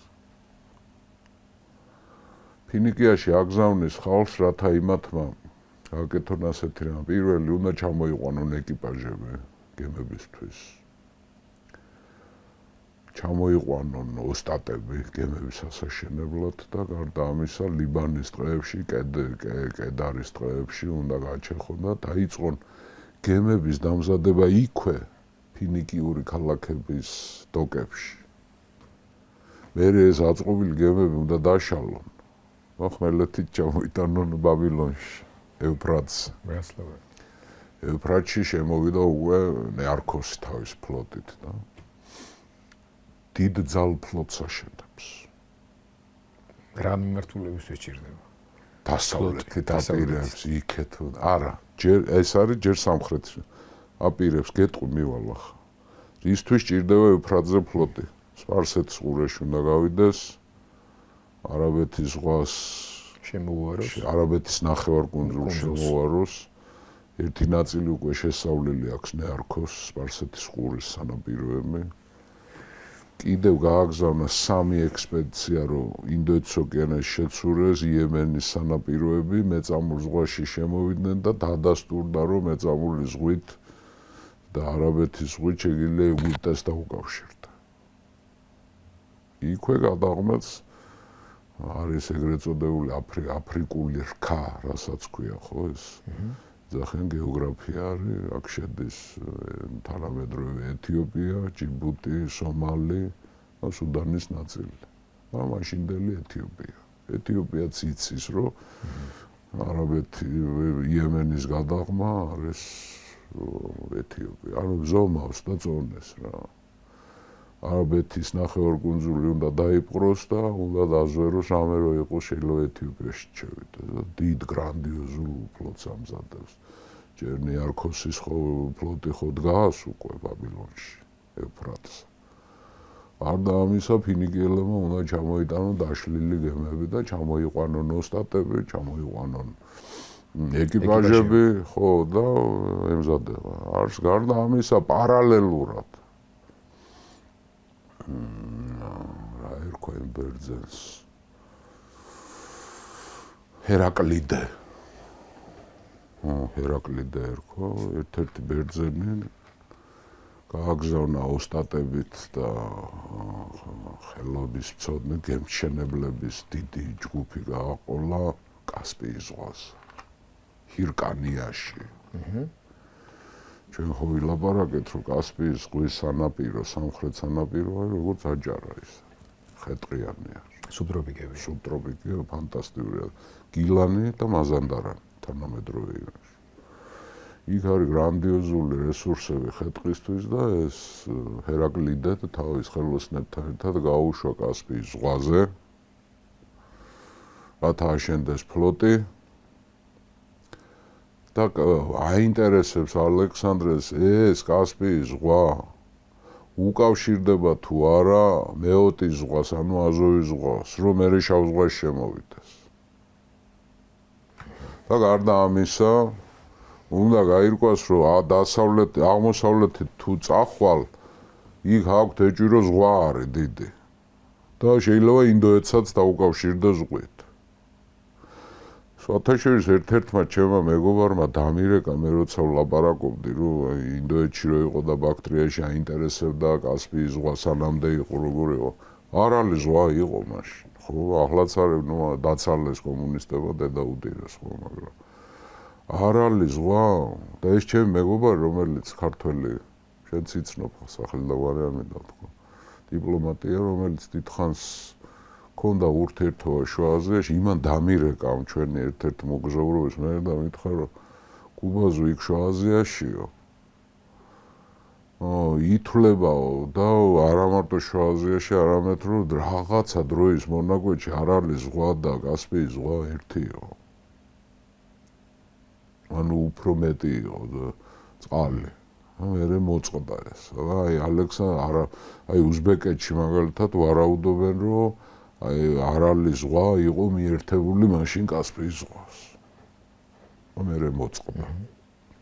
აი რამდენად სარწმუნო არ ვიცი, მაგრამ ყოველ შემთხვევაში აი კასპიით აპირებს გაარკვიოს სანამდე გადის მეოტის ზღვამდე, ანუ იქ ვერ გავიდოდო, მაგრამ ეგონა რომ შეიძლება გასასვლელი იყოს და აზოვის ზღვით მე შავ ზღვაში ხო, კავკასიის ჩრდილოეთ ხო, რა თქმა უნდა, დონი და ეს პრინციპი შესაძლებელი იყო, იმიტომ რომ დონი და ვოლგა ისე ახლოს არის, არხს თუ გათხრიდნენ, მე აუცილებლად ახლაც არის ხო ვოლგა დონის არხი.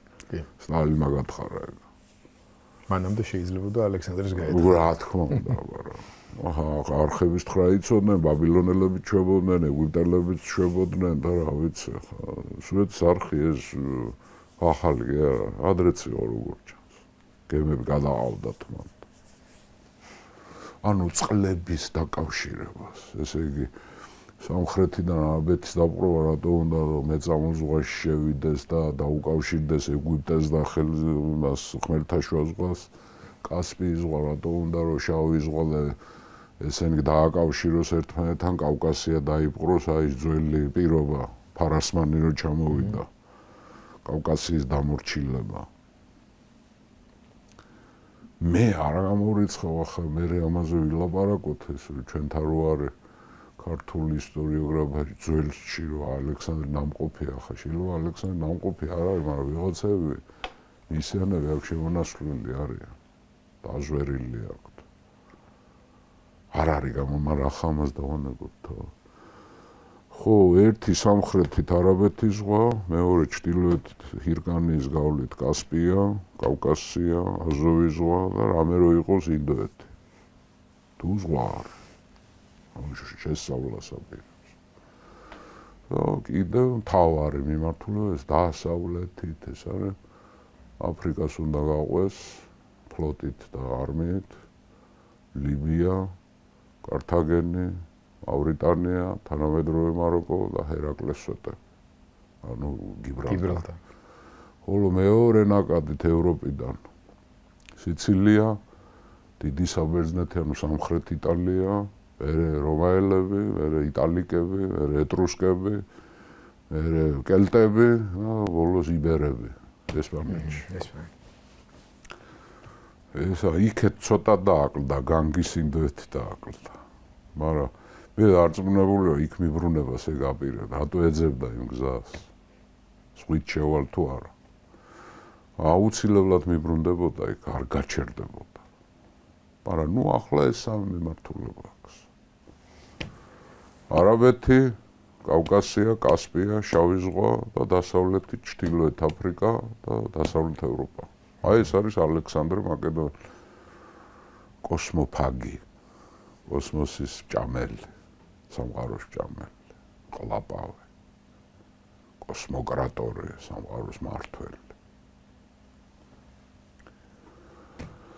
ხო, თან ახლა გარდა ფლოტის მშენებლობისა მას აქვს მთავარი ამოცანა ახლა რომ ჯერთი რახანეს გამოაცხადა გიორგიეს ბაბილონი უნდა გაამშვენებინა ანდიოზული მშენებლობები დაიწყო ახლა ბაბილონს ძველი იარები ქონდა სპარსული იარები განსაკუთრებით ქსერქსემ დაარბია ბაბილონი და ეს ღმერთ ბელის ტაძარის განახლება დაიწყო ალექსანდრე გრანდიოზული შენებლობა მინდის, აი ნაბუქოდონოსორის მერე ბაბილონს ასეთ შენებლობა არ ქონია, ნაბუქოდონოსორ დიდის მერე. ამას ჩამოვი ამასობაში ამ მშენებლობებში ამ იმაში არის ჩამოვიდა უკვე ფინიკიდან გემები დაშლილი გემები თავის ეკიპაჟებით ხელოსნებით ევრფრატზე მიდის გრანდიოზული მშენებლობები და ტიგროს ორივე მდინარე დოკები ნავსადგურები არხები პორტები საწყობები იარაღის სურსათის ყველაფერი გრანდიოზული მე არ ვიცი ახლა ჯერ როგორ ჩანს უფრო არაფერს ჯერ არაბეთს აპირებდა მაგრამ არც ის არ გამორიცხოთ რომ სამივე მიმართულებით წასულა თვითონ ან ჯერ არაბეთი მერე კავკასია და მერე დასავლეთი ხო თვითონ აპირებს ნეარქოს ჩაუждდეს გემში ფლოტით დაარტყან და დაარტყან წრე და არაბეთი აითვისონ შეისავლონ და დაიპყრო არაბეთის ნახევარკუნძული მაგრამ ერთი თემა აქვს მოსაგვარებელი ახლა ხო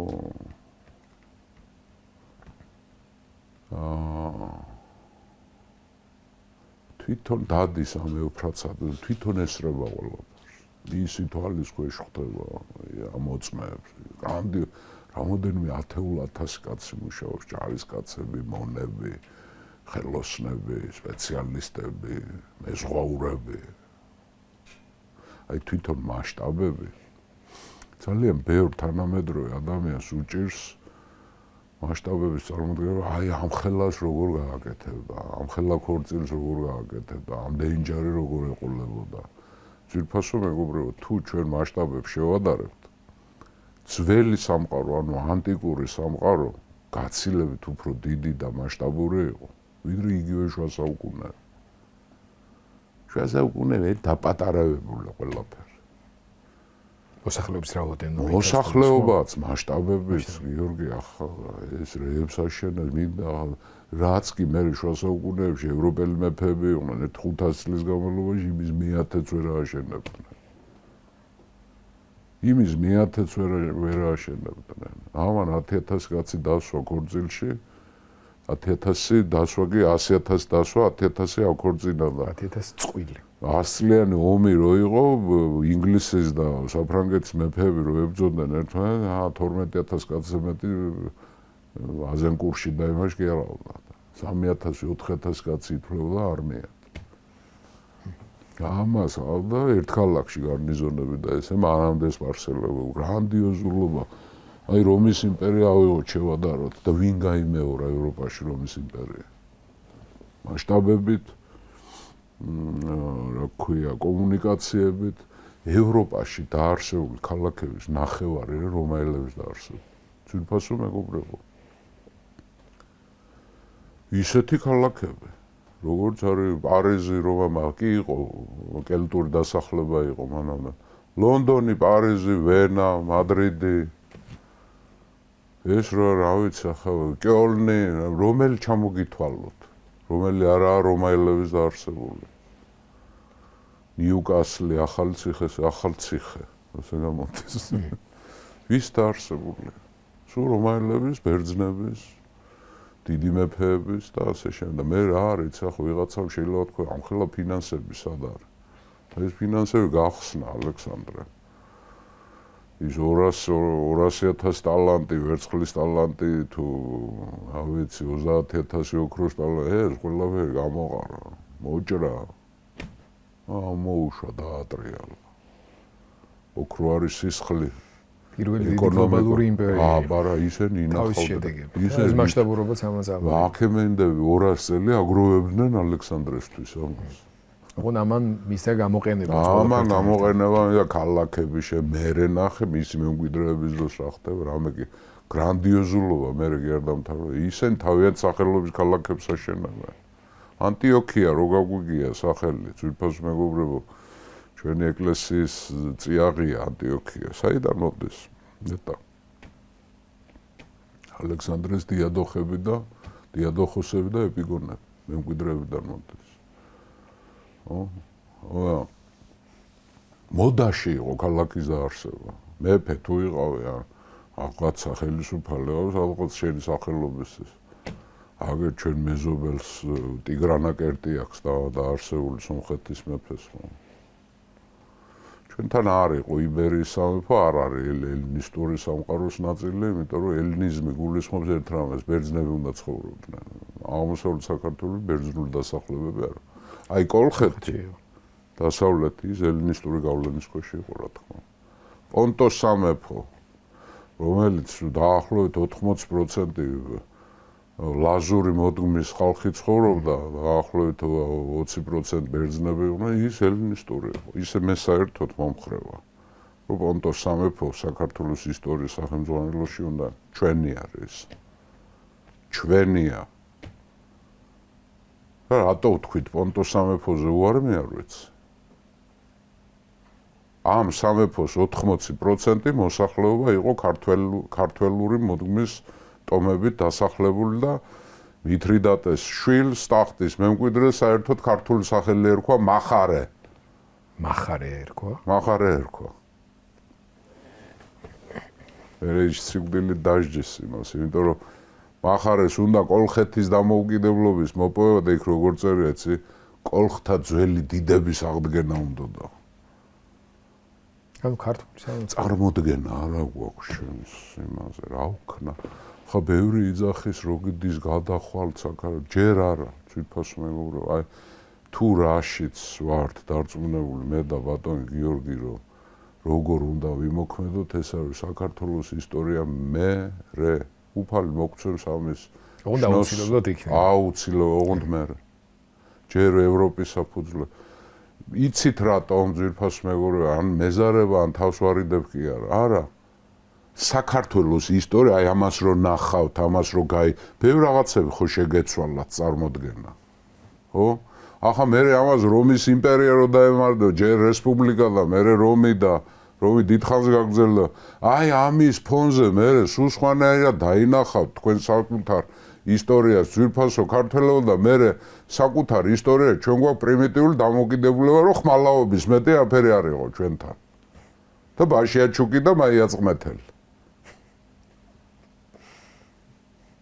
არა, ამ პრიმიტივიზმიდან უნდა ამოვიდეთ, პრიმიტივიზმიდან თუ გვინდა ამოვიდეთ, ეს უნდა ვიცოდეთ. ვაჟა-ფშაველას ვერ მიხვდები ჰომეროს თუ არ იცი? დანტე ალიგიერი თუ არ იცი? ვერ მიხვდები, ვერ ჩოთა რუსთაველს ვერ მიხვდები. ფიროსმანი დასავლეთმა დააფასა. ნუ რუსებმა აღმოაჩინეს, მაგრამ ის რუსები აყოლილი იყვნენ ფრანგულ იმას. პრიმიტივიზმის მოდას, თორე რა, ვინ იცოდა თბილისში დაადიოდა ვიღაცა ლოთი კაცი ხატავდა რაღაცებს და ვინ იყო და დამფასებელი ჩვენი კულტურის, ჩვენ თვითონ უნდა გავხდეთ, ოღონდ სხვებიც უნდა ვიცოდეთ. საკუთარ სიმდიდრე რო დაინახო, ჯერ უნდა იცოდეს სიმდიდრე და მემკვიდრეობა რას ნიშნავს, როგორ ნიშნავს, ხო? აი ამ საერთო ნაკადში რომ მოვდივართ, დასავლური, მედიტერანული, ბერძნულ რომაული, მერე ქრისტიანული სამყარო, რაზეც დგას, ხო? ეს ჩვენ რისი ნაწილი ვართ? ვისთან უფრო მეტი გვაქვს საერთო? ახლა ამჟამად ქედს გადაღმა ჩვენი ვითომ მონათესავე, თქვა, ლეკებთან უფრო მეტი გვაქვს საერთოდ თუ პორტუგალიელებთან? რა თქმა უნდა პორტუგალიელებთან. იმიტომ რომ ის ღვინოსაც ასვამს, პირჯვარსაც იწერს და საერთო ფასეულობები გვაქვს და ჩადით ერთი ჩრდილოეთ კავკასიაში და ღვინო მოითხოვოთ, ერთი ცოცხალი თუ გამოასწრებთ იქიდან. ამას ხო აქვს მნიშვნელობა. ქართული ნაციონალიზმი უნდა გაცდეს ეთნიკურობას. იმიტომ ყველაზე პრიმიტიულია დედა ვინ ყავს, მამა ვინ ყავს, ბებია ის ყავდა, მასე ბაგრატიონებს არცეც დედა არ ყავდათ ქართველი კაცო. ან ოსები იყვნენ, ან ბერძნები იყვნენ, ან სომხები იყვნენ. ჩვენ დედოფლები. აი ამ პრიმიტივიზმიდანა ჩვენი ამოცანა არის, რომ რაღაცა ამ პრიმიტიულ იმიდან ბნელი ოთახიდან გამოვიდეთ რა, რომ რაღაცები დავინახოთ. არა ის რომ მოგვიყევი ერთი ვახტანგ გორგასალი მართლა იყო 2 მეტრანახევარი თუ არ იყო და რას იგებთ ამიტი რო ყოფილიყო. თუმცა ეგ დეტალებიც საინტერესოა. არ ყოფილა ეს 2 მეტრანახევარი ვერ დადის 2 მეტრანახევრიანი ადამიანი ვერ დადის კაცო და ყდება მალე. აი 60 წლის იყო უჯარმის ბრძოლაში რომ ომობდა, ეგ რომ დალეცა კინაღო ის სპარსელები. ხოდა ეგეც ასახსნელია მე და ამას ცანა და ერეკლე რო იყო დაბალი რაში იყო ახლა სხვაზე ნაკლები. რაში იყო? ამიტომ ეს პრიორიტეტები უნდა ავირჩიო განათლებისკენ. არ შეიძლება რომ ჩვენი მთავარი სავიზიტო ბალახებისა, რა ქვია, ბარათი იყოს ხინკალი მარტო. არ შეიძლება, იმიტომ რომ ხელნაწერთა ინსტიტუტი გვაქვს ეგერ. სადაც არ სოფლიოში 1-5-10 ხალხს ექნება ისეთი ლიტერატურული და რელიგიური თუ აგეოგრაფიული თუ სამეცნიერო წერილობითი მემკვიდრეობა როგორც ჩვენა გვაქვს 10 ხალხია სოფლიოში და სადღაც მიკუჭულში გვიგდია იქა. გეკითხებით რამდენმა მიიყვანეთ თქვენი შვილები ხელნაწერთა ინსტიტუტში და აჩვენეთ ძველი ქართული ხელნაწერები. მარტო რელიგიური ლიტერატურა გია, იქ ასტრონომიული ისენი არის, რა ქვია, ტრაქტატებია ისეთი ქართველების მიერ დაწერილი, რომ ენა ჩაგივარ, ენას გადაყლაპავთ, საკუთარ ისტორიას არ იცნობთ. და ითხოვთ, რომ მოგიყვეთ მისი ბრძოლა, დიდგორის ბრძოლა. დიდგორის ბრძოლა კი არაა მნიშვნელოვანი, დიდგორამდე როგორ მივიდა ის კაცი, ისაა მნიშვნელოვანი. როგორ შეაიარაღა, აღჭურვა, გაწვრთნა, აომა, გული ისა, რა ქვია, გაუმამაცა, დადედლებული რო იყო საქართველო, თურქს რო დაინახავდნენ, ტყეღრეში რო იმალებოდნენ ჩვენი წინაპრები. როგორ გაანათლა, დისციპლინა როგორი ქონდა. ის ცხენები 50,000 რო 55,000 ცხენოსნები იმას გაზრდა არ უნდოდა თუ ასე მიწიდან ამოდიოდა. ის აბჯარი, ის სამხედრო გაწყობა, რამოდენიმე ასეული ტონა უმაღლესი ხარისხის ფოლადი დაჭირდებოდა. ვის ეომებოდა, თურქებს ეომებოდა, სელჯუკებს, სოფლიო იმპერია ქონდა შექმნილი. მთელი აზია შემოვიდა. არა, იმან რო იხმალავა, რომელიმე არსენა მოერეოდა თუ მახსოვს ერთხელ პიონერთა ბანაკში ვიყავით, მაშინ ფილმი არსენა გადიოდა და მე და ჩემი ძმა ვიყავით ცოტა ხანი, მის მერე აღარ წავსულართ ასეთ ბანაკში. ვიღაცა ბიჭი იყო, ახლა კაი ბიჭი იყო, მაგრამ ყვებოდა რომ რაღაცა ისა არსენა მეერეოდა ყველას, იძახოდა ასე. ასე ვართ, ამ მდგომარეობაში ვართ. კიდე კაი რო არაჩვენებენ, ახლა, იმიტომ რომ არსენას ვასწავლედით სკოლაში ლექს ყაჩაღზე, რომელიც წითელ პარასკევს გახეთქილი მთვრალი იყო გამოსული. და გიორგი ჭოებისა, რა ქვია, რა ერქვა, კუჭატნელთან, რომელიც ლეკებთან იყო ნაომარი და გიორგი კუჭატნელი იყო ცუდი კაცი და არსენა იყო კაი კაცი. და მიიღებდით მერე ხედრიონს, აბა რას იზამდით. ყაჩაღს რო ასწავლიდით სკოლაში. და მცხეთის სვეტსხური შესასვლელი ძეგლი დგას ყაჩაღის. რა შვაშია. მაგრამ კარგი. ძალიან სად ვიყავი აღარც მახსოვს.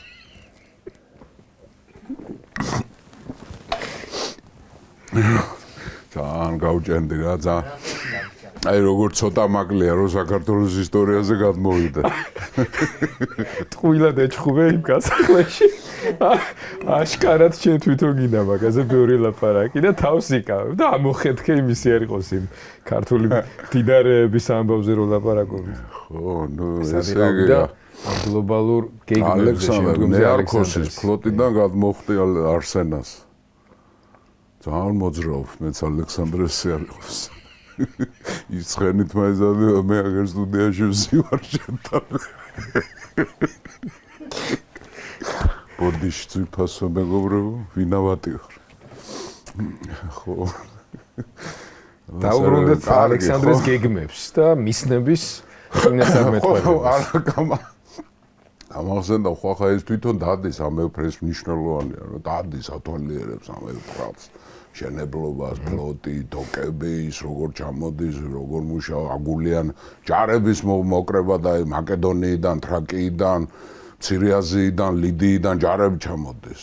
ეს ერთ სეზონზე ხდება, ანუ ზამთარში ხდება ეს? ზამთარში, ხო. იქიდან რომ წამოვიდნენ, გვიან შემოდგომაზე ჩამოვიდა შემოთხოვ ნოემბერში დაახლოებით, ოქტომბერში იყო ჯერ კიდე იქ, როცა ის მოკვდა. რა ქვია ფესტივალი, მე მალე წამოვიდა იქიდან. ზამთარი დგება რა. ამ თარში მიდის მაგარი მშენებლობა, გრანდიოზული მშენებლობა მიდის. თვითონაც დადის, გემზე ავიდა, ვეფრად ჩაყვა. ფლოტმა როგორ უნდა იმოძრავოს, როგორ გავიდეს სპარსეთის ყურეში, მანამდე გემები გაუშვა, რომლებმაც წრედა არტყეს არაბეთის, ჩამოუტანეს ამბავი. ანუ ჰორმუზის რუტე გაიარეს და გამოვიდა. ჰორმუზიც გაიარეს და იემენიც და წრედა მეწამულ ზღვაშიც, ანუ წითელ ზღვაში ჩევიდა და ნახეს, რომ ეგვიპტეს უკავშირდება. სხვა. იქ აფრიკაში გადაღმა ეთიოპია დაინახეს, ნახეს, შეისწავლეს. ინფორმაციებს კრიბავს, თვითონაც დადის. ახლა ერთი ამბავი არის, იმიტომ ამას მნიშვნელობა აქვს. თვითონ მეგობრებო, ბაბილონიდან სამხრეთით იყო ჭაობი. მდინარე ევფრატს.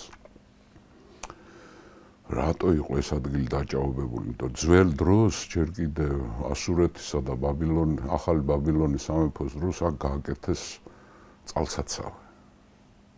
მეფეებმა.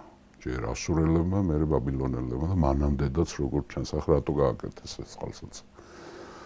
ასეთ დინარებს ჩვევიათ გაზაფხულზე რომ მოდის, ახლა არავის არ გვიყვირს საქართველოს წყალუხვი ხო, წყალმოვარდნა არის ხო და ახლა გაზაფხულზე ქურთისტანის თანამედროვე ქურთისტანის მთებში რომ დნებოდა ეს ყველაფერი, ორივე დიდდებოდა ევფრატი და ტიგროსი ორივე. ახლა ეს კარგია მოქონდა ისა რა ქვია მინერალები მოქონდა, მაგრამ ახლა ძალეკვაც იცოდა ამან. ამიტომ ძველ ასურელებს მერე ნაბუქოდონოსორმა გააკეთა კიდე ისა გააღრმა ესა გააკეთეს წყალსაცავი. რომ მოვარდნის დროს, რომ წყალის დიდი მასა რო არ მოდიდებულიყო, ამაში იყრიდა თავს.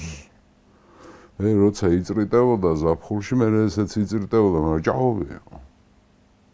ჭაობი იყო და მალარია და კოლოები და უბრალოდ პრობლემა იყო ეს. ის ჩავიდა დაათვალიერა იქ. ეს ან ფიზიკურად იყო იმ ადგილზე. ჭაობი იყო. თვითონ დადიოდა. ხო. ამას მნიშვნელობა აქვს. ჭაობებთან ჩავიდა. ხო და ამის ხაზგასმა მინდოდა, რომ ესე იგი ფიზიკურად იყო იქ ადგილზე. ფიზიკურად იყო და მოიარა წრედა არტყა ესა და გადაწყვეტილება მიიღო, აი ჭაობი რო კიდე არ დაჭაობდეს და მთლიანად დაიცალოს. ამიტომ აქიდან არხი გაიყვანა სპარსეთის ყურემდე. ევფრატის ხო დასაწყვეტი არხი. ევფრატის შესართავამდე გაიყვანა და იქ ახალი ალექსანდრია დაარსა პორტი. ამ ალექსანდრიას გარდა სავაჭრო ნიშნები ჰქონდა კიდე სიმაგრე იყო ესა, მას ევალებოდა რომ არაბი ბედუინები მოიგერიებია. უდაბნოდან ისე თავს ესხმოდნენ. თუმცა არაბეთის დამორჩილებას აპირებს. პირველი როგორც ჩანს არაბეთი. თანამედროვე საუდის არაბეთი, იემენი, ომანი, გაერთიანებული საამიროები, რომელსაც რატომღაც უკუღ მათ ემირატებს ეძახიან ქართველები, რატო ეძახიან არ ვიცი, საამიროებია ეს. ქართულად ასე. და აქ პორტი აშენა. აქ მოხდა ერთი ამბავი.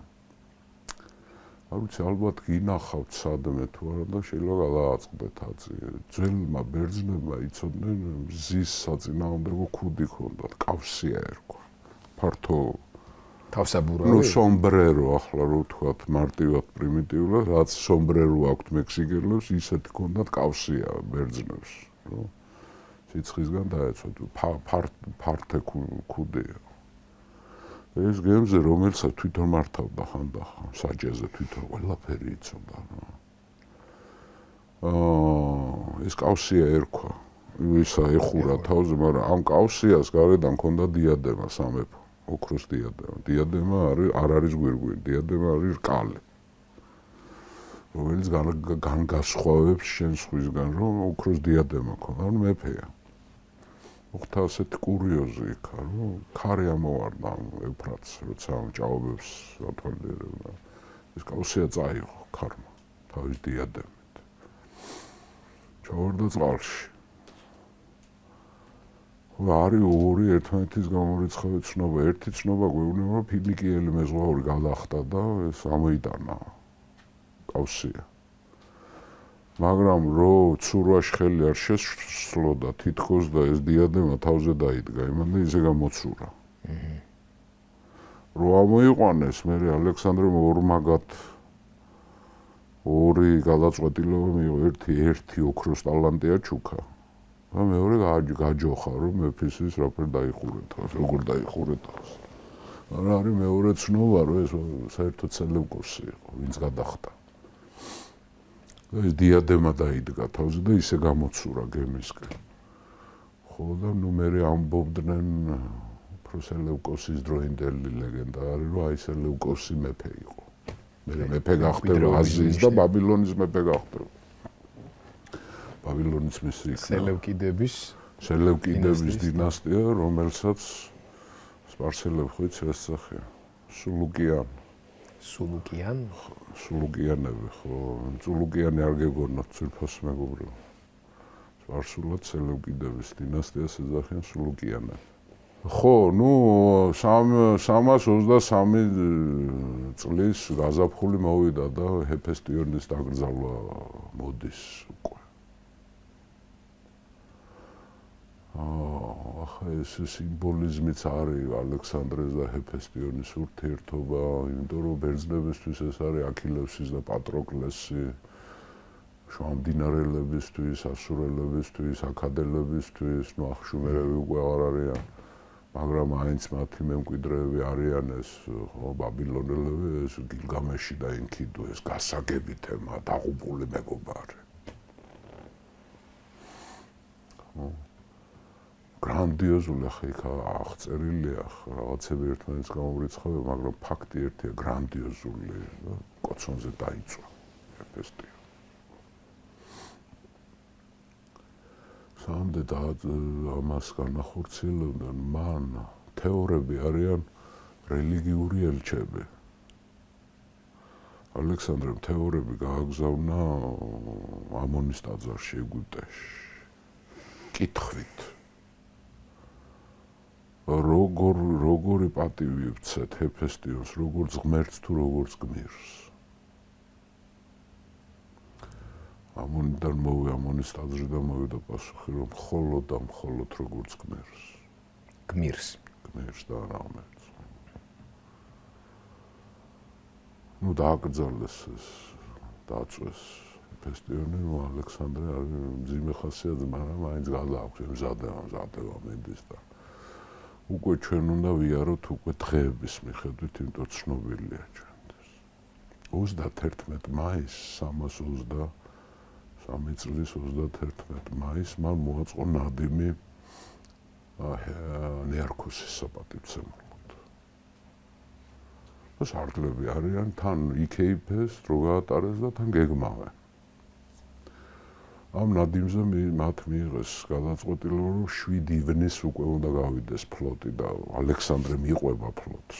ფაქტობრივად ერთ კვირაში ესე იგი. ერთ კვირაში უნდა გავიდნენ და რაღაცები დაგეგმეს. დრო ატარეს, შეჭამეს ის ახლა მათთვის ეს ჩვეულებრივი ამბავი იყო, მაგრამ ნუ ნეარქოსის ფლოტის გაცილების და ნეარქოსისთვის საპატივცემულოდ მოაწყვეს. საღამოს როცა აიშალნენ, აქეიფრები იყვნენ. ალექსანდრესთან მოვიდა მისი ძველი მეგობარი და თანამებრძოლი თესალიელი მიდიოსი. როგორც ჩანს ოფიცერი იყო, გახსოვთ თესალიური კავალერია რომ დააბრუნა ეკბატანადან. ხო, მერე თესალიელები აღარ ჩანან მის ჯარში. მაგრამ ეს როგორც ჩანს ჩამოსულია იქიდან. საბერძნეთიდან და ალექსანდრე ჩამოვიდა და გაეხარდა ხა მიდიოსის ნახვა თავის თანამებრძოლი და მიდიოსმა უთხრა რომ ჩემთან პურმარილი მაქვს გაშლილი ქართულად მოვა. აი პურმარილი მაქვს გაშლილიო, აი ღვინომა, ყველაფერი აი მაქვს, თესალიელები ვართო რა სულ. შენი ძველი თანამებრძოლები და გამოდიო რა, წამოდი ჩვენთან. მიიპატიჟა ხო. მას გაეხარდა ხა, საერთოდ ძალიან ის იყო ადამიანებთან ურთიერთობაში ისე. არ იყო ჩაკეტილი კაცი. ასე არ დადიოდა ცხვირი აწეულდა. ზოგიერთ გამგებელი და სამართლოს უფროსი რო დადისახა და მინისტრის მოადგილის ბიძაშვილი. წავიდა ამასთან, მიდიოს და იქეიფეს იქა. ცოტა დალია, იხუმრა, გაერთო რა ერთი სიტყვით ახლა რაღაცას ჰეფესტიონის თემას აყოლებს რა. როცა მოდიოდა, ვიდეოს მოუთხა რომ მოდიო, ხალხს გამოდიო ჩემთან. ანუ ეს არის უკვე პირველი ივნისი თვითფასო მეგობრებო. პირველი ივნისს საღამოს მივიდა კიდე ვიდეოსთან. იქეიფა იქა ზომიერად. ღამე უკვე 2 ივნისი თენდება, ღამე მოვიდა სასახლეში, ახთა ცუდად. სიცხე დაეწყო. მთელი ღამე აი თონეში გაატარა რა. ისე მძიმედ იყო. მაგრამ დილით წესი ჰქონდა ასეთი ალექსანდრე, დილით ბანაობდა და მე მსხვერპლს სწირავდა. ყოველ დღე. ნუ დინუ გაატარა ახლა სიცხეში, დილით ეგონა რომ ვანაობა მიშველეს. ვანაობა, მაგრამ უარეს. მის ამოტყოფობაზე მე ბოლოში ვილაპარაკოთ. რამ მოკლა ალექსანდრე? ან ვინ მოკლა? მე მაინც მგონია რომ რამ მოკლა. ეგეთ შენი შემთხვევითობების არა ჩასახ ივნაის სისულელეებს უბერა საერთოდ ასეთი ადამიანების გარშემო კონსპირაციები სულ არის გიორგი არ დამთავრდება რა სულ იქნება ლაპარაკი აი სამში ნუ ეს მე მეორეს მთელი დღე ის 2 ივნისი ღამე ხო დაეწყო ეს მთელი დღე იყო ისე მაღალი სიცხეა. მაღალი სიცხეა. და ექიმებს არ იწვევს. ნუ არიან ახლა ექიმები. კი, მაგრამ მკურნალობა არა არჩევ. ხო. ნუ ახლა ციება, ტროპიკული ციება, ხო, ცნობილი იყო ახლა რა, იქნებ გამოვიდეს. 3 ივნისს კიდევ იბანავა, მსხვერპლი შეწირა. ცუდად იყო, მაგრამ ნუ იყო რა. ფელზე იდგა, სარდლები მოიწვია. მოვიდნენ სარდლები. საბჭოა. 7 ივნისი ხო ქონდა დანიშნული, უთხრა 8-იო გადავიტანოთ. ცოტა ავათავარო და გამოვკეთთებია. მე სარდლები რო გაისტურნა, ევფრატის ბაღი არა, ბაბილონს გადაღმა იყო, ევფრატის ბაღებს ეძახან ულამაზესი ადგილი იყო, არ ვიცი ხა ჩას თუ არა. ევფრატის ბაღებშიო წამიყვანეთო იქო რა. იქ იბანავა, მაგრამ ძალიან ცუდად გახდა. აუზი იყო იქ, ტბასავით. ცუდად გახდა ამოიყვანეს, მოაბრუნეს სასახლეში. მთელი ღამე იყო სიცხე, სიცხეში იყო, ოფლი. ჯერტკივილები არა. სამში ისევე დილით ადგა იბანავა, მსხვერპლი შეწირა, მე შევიდა კაბინეტში რა, იქ კაბინეტში ჩამოეძინა რა. ეციებამ გაღვიძა სიცხე. საღამოს მოვიდა ის მიდიოს მის მეგობარი და საღამოს იმხიარულეს, რაღაცებს უყვებოდა ისა რა, და ძველი ამბები გაიხსენეს და ვითომ გადააყოლა გული. ღამე ისევე სიცხე რა. 5-ში დილით ისევ ადგა, ჯერჯერ თვითონ ახერხებს ამას. 5 ივნისს თვითონ ადგა. სარდლები მოვიდნენ. დაგეგმეს რაღაცე ნეარქოს უთხრა, რომ დარჩიო რა.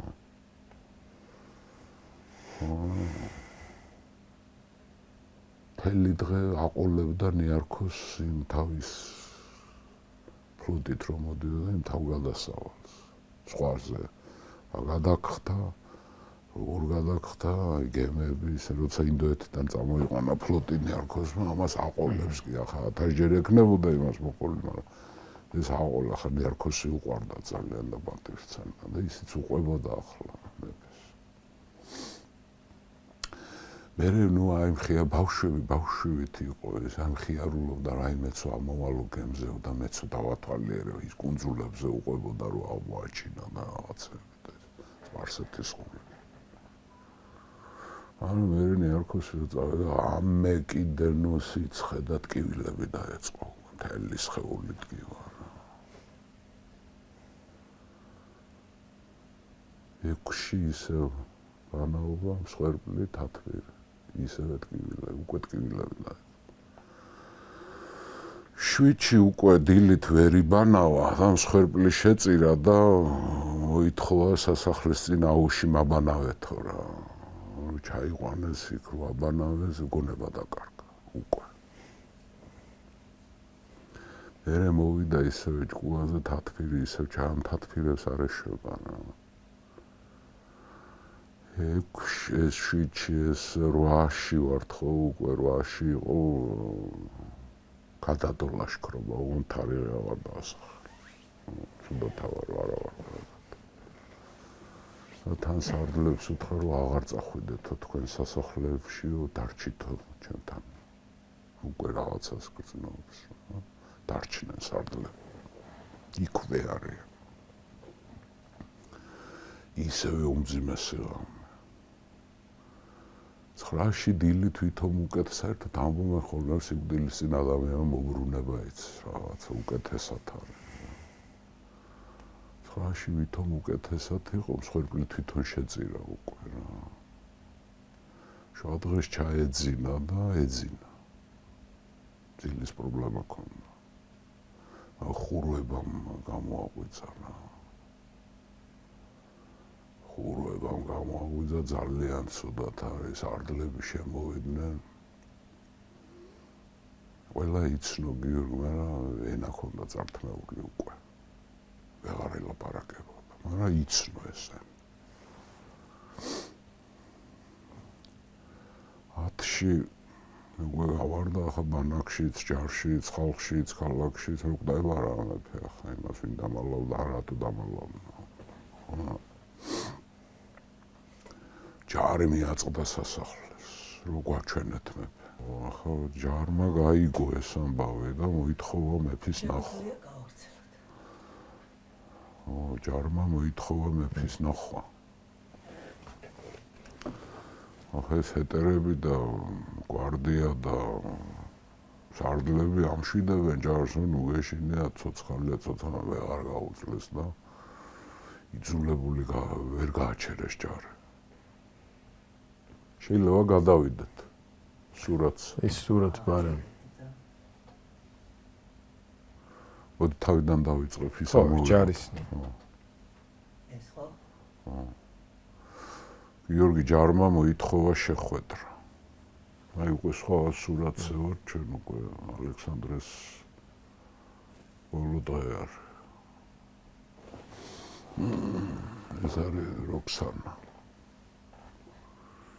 ეს ცნობილი სურათი ავტორი აღარ მახსოვს ვინ არის ჯარმა მოითხოვა შეხვედრა იმიტომ რომ არ ჯერათ გიორგი რომ ცოცხალია სარდლებმა ამშვიდეს ამჟი ვეღარ გააჩერეს და მე გახსნეს კარიბჭენი გახსნეს სასახლეში და ნუ ასეთი რამე გადაწყდა რომ ალექსანდრემ თვითონ ენა წართმეული ქონდა ასე გადაწყვიტეს რომ უნდა ნახონ თავისი თვალით ცოცხალი რომ არის მეფე და რიგი დადგა ძველი ვეტერანები ტირი ამოდიან და ეს სურათი ხელზე ამბორებოდნენ მომაკვდავს ჯარისკაცები ენა აქვს წართმეული 10-დან 11-ის ღამეს გიორგი საერთოდ ზუსტად არაა დადგენილი 10-ში მოკვდა თუ 11-ში მაგრამ ასეა მიჩნეული 10-დან 11-ის შუალედში მოკვდა. ჩილვან. ისე დამძიმდა უკვე რომ აღარ რეაგირებდა ახლა ისი მეგობრები ახლა როგორ ის პევკესტა, სელევკოსი და პითონი. გაიქცნენ სერაპისის ტაძარში. ამივარდნენ იქა ქურუმებთან. რომ ხო არ გადმოვასვენოთ, ხო არ გადმოვიყვანოთ ტაძარში იქნებ გამოკეთდეს. მეფე. ქურუმებმა უთხრეს არაო, არ გადმოიყვანოთ. სადაც არის იქ იყოს, მალე გახდება კარგად. ამობრუნე. ხო, ბოლოს უკვე აღარ რეაგირებს არაფერზე. ბოლოს დარჩნენ ჰეტერები მარტო. ისი მეგობრები. თანამებრძოლები. ოდანო პანიკა არის უკვე რა, აი ვინა როგორ აფერი გარკვეული არ არის. კი როქსანა ფეხბურთელთა არავინ არ იცის ბიჭი დაიბადება, გოგო დაიბადება, რა იქნება, როგორ იქნება, ვინ არის მემკვიდრე. ამას უეშ მოვიდა აზრზე. პერდიკას ანიშნა. პერდიკა მივიდა მასთან. სამეფო ბეჭედი მიცა. პერდიკას მიცა. თავი მახსოვროთ.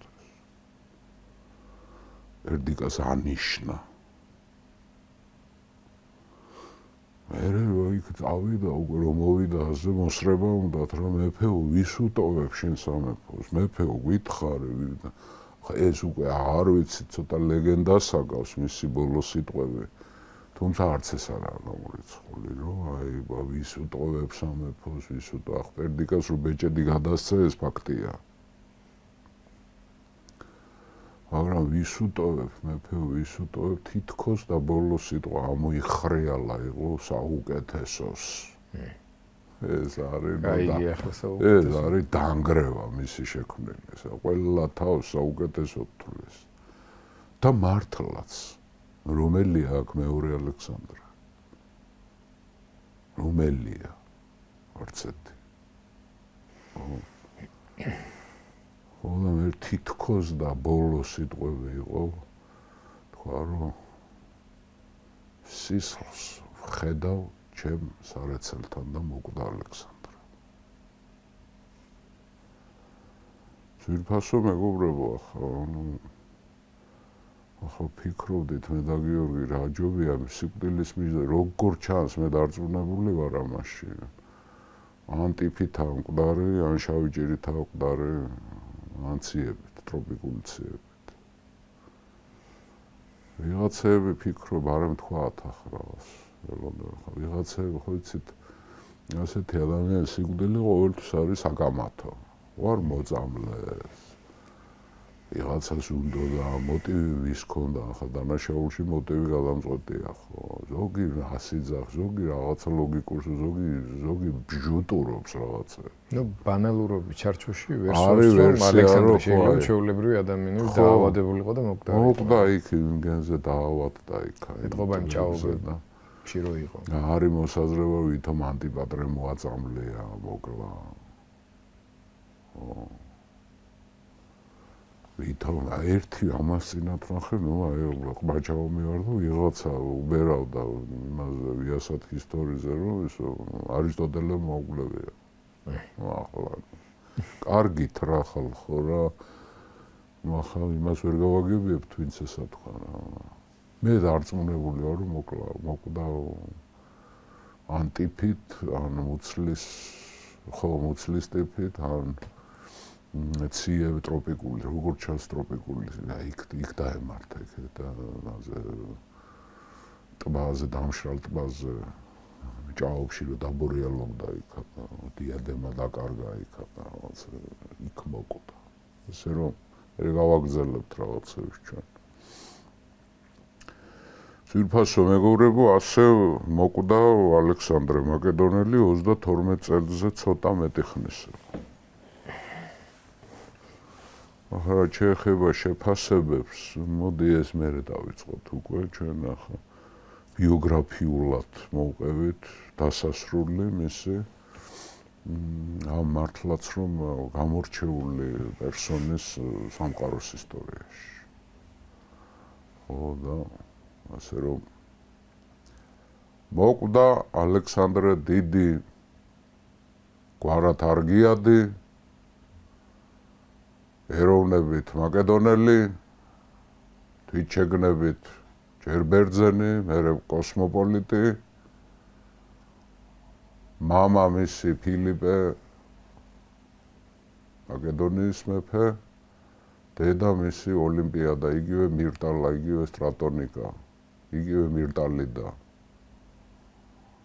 მოლოსთა მეფის ქალიშვილი დავიდა ოიკუმენეს მყრობელი და უცებ ოიკუმენე დარჩა უპატრონოდ არაფერი გარკვეული არ არის ამ გარკვევას ძალიან ბევრი დრო დაჭირდება დიდი მადლობა აქ დავასრულოთ მადლობა გუბას ჩვენ ფაქტობრივად გადავდივართ უკვე დიადოხების ეპოქა მემკვიდრეების ეპოქაზე აი სარდლები მისი გვამის გარშემო რო არიან შეკრებილები და საუკეთესო რომელი ვართ აქ აი ეს არის უკვე ცინგველის დიდი ინტრიგებითა და დიდი გარჩევებით ამავე დროს მაგრამ ამავე დროს კიდევ უზარმაზარი მემკვიდრეობის გაგრძელების და მოსავალი ნაყოფი მისი შემოქმედების ნაყოფი რას მოისხამს და დღემდე ისხამს ეს რა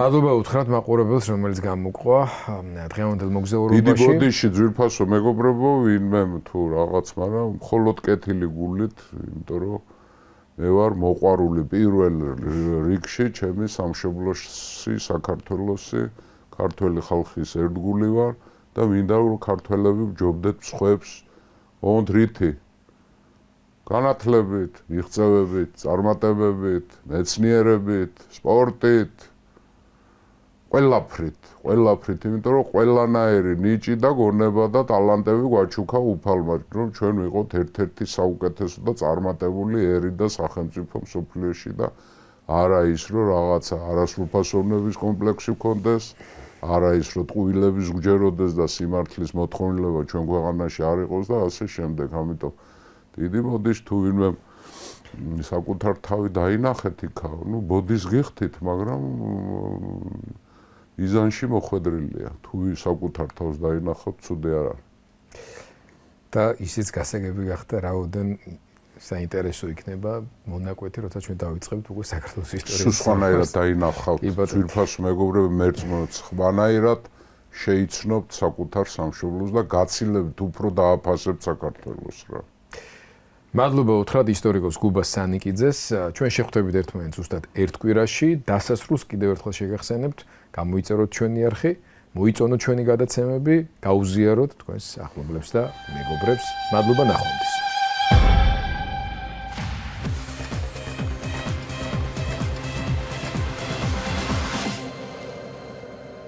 გადაცემის პარტნიორია კოკაკოლა.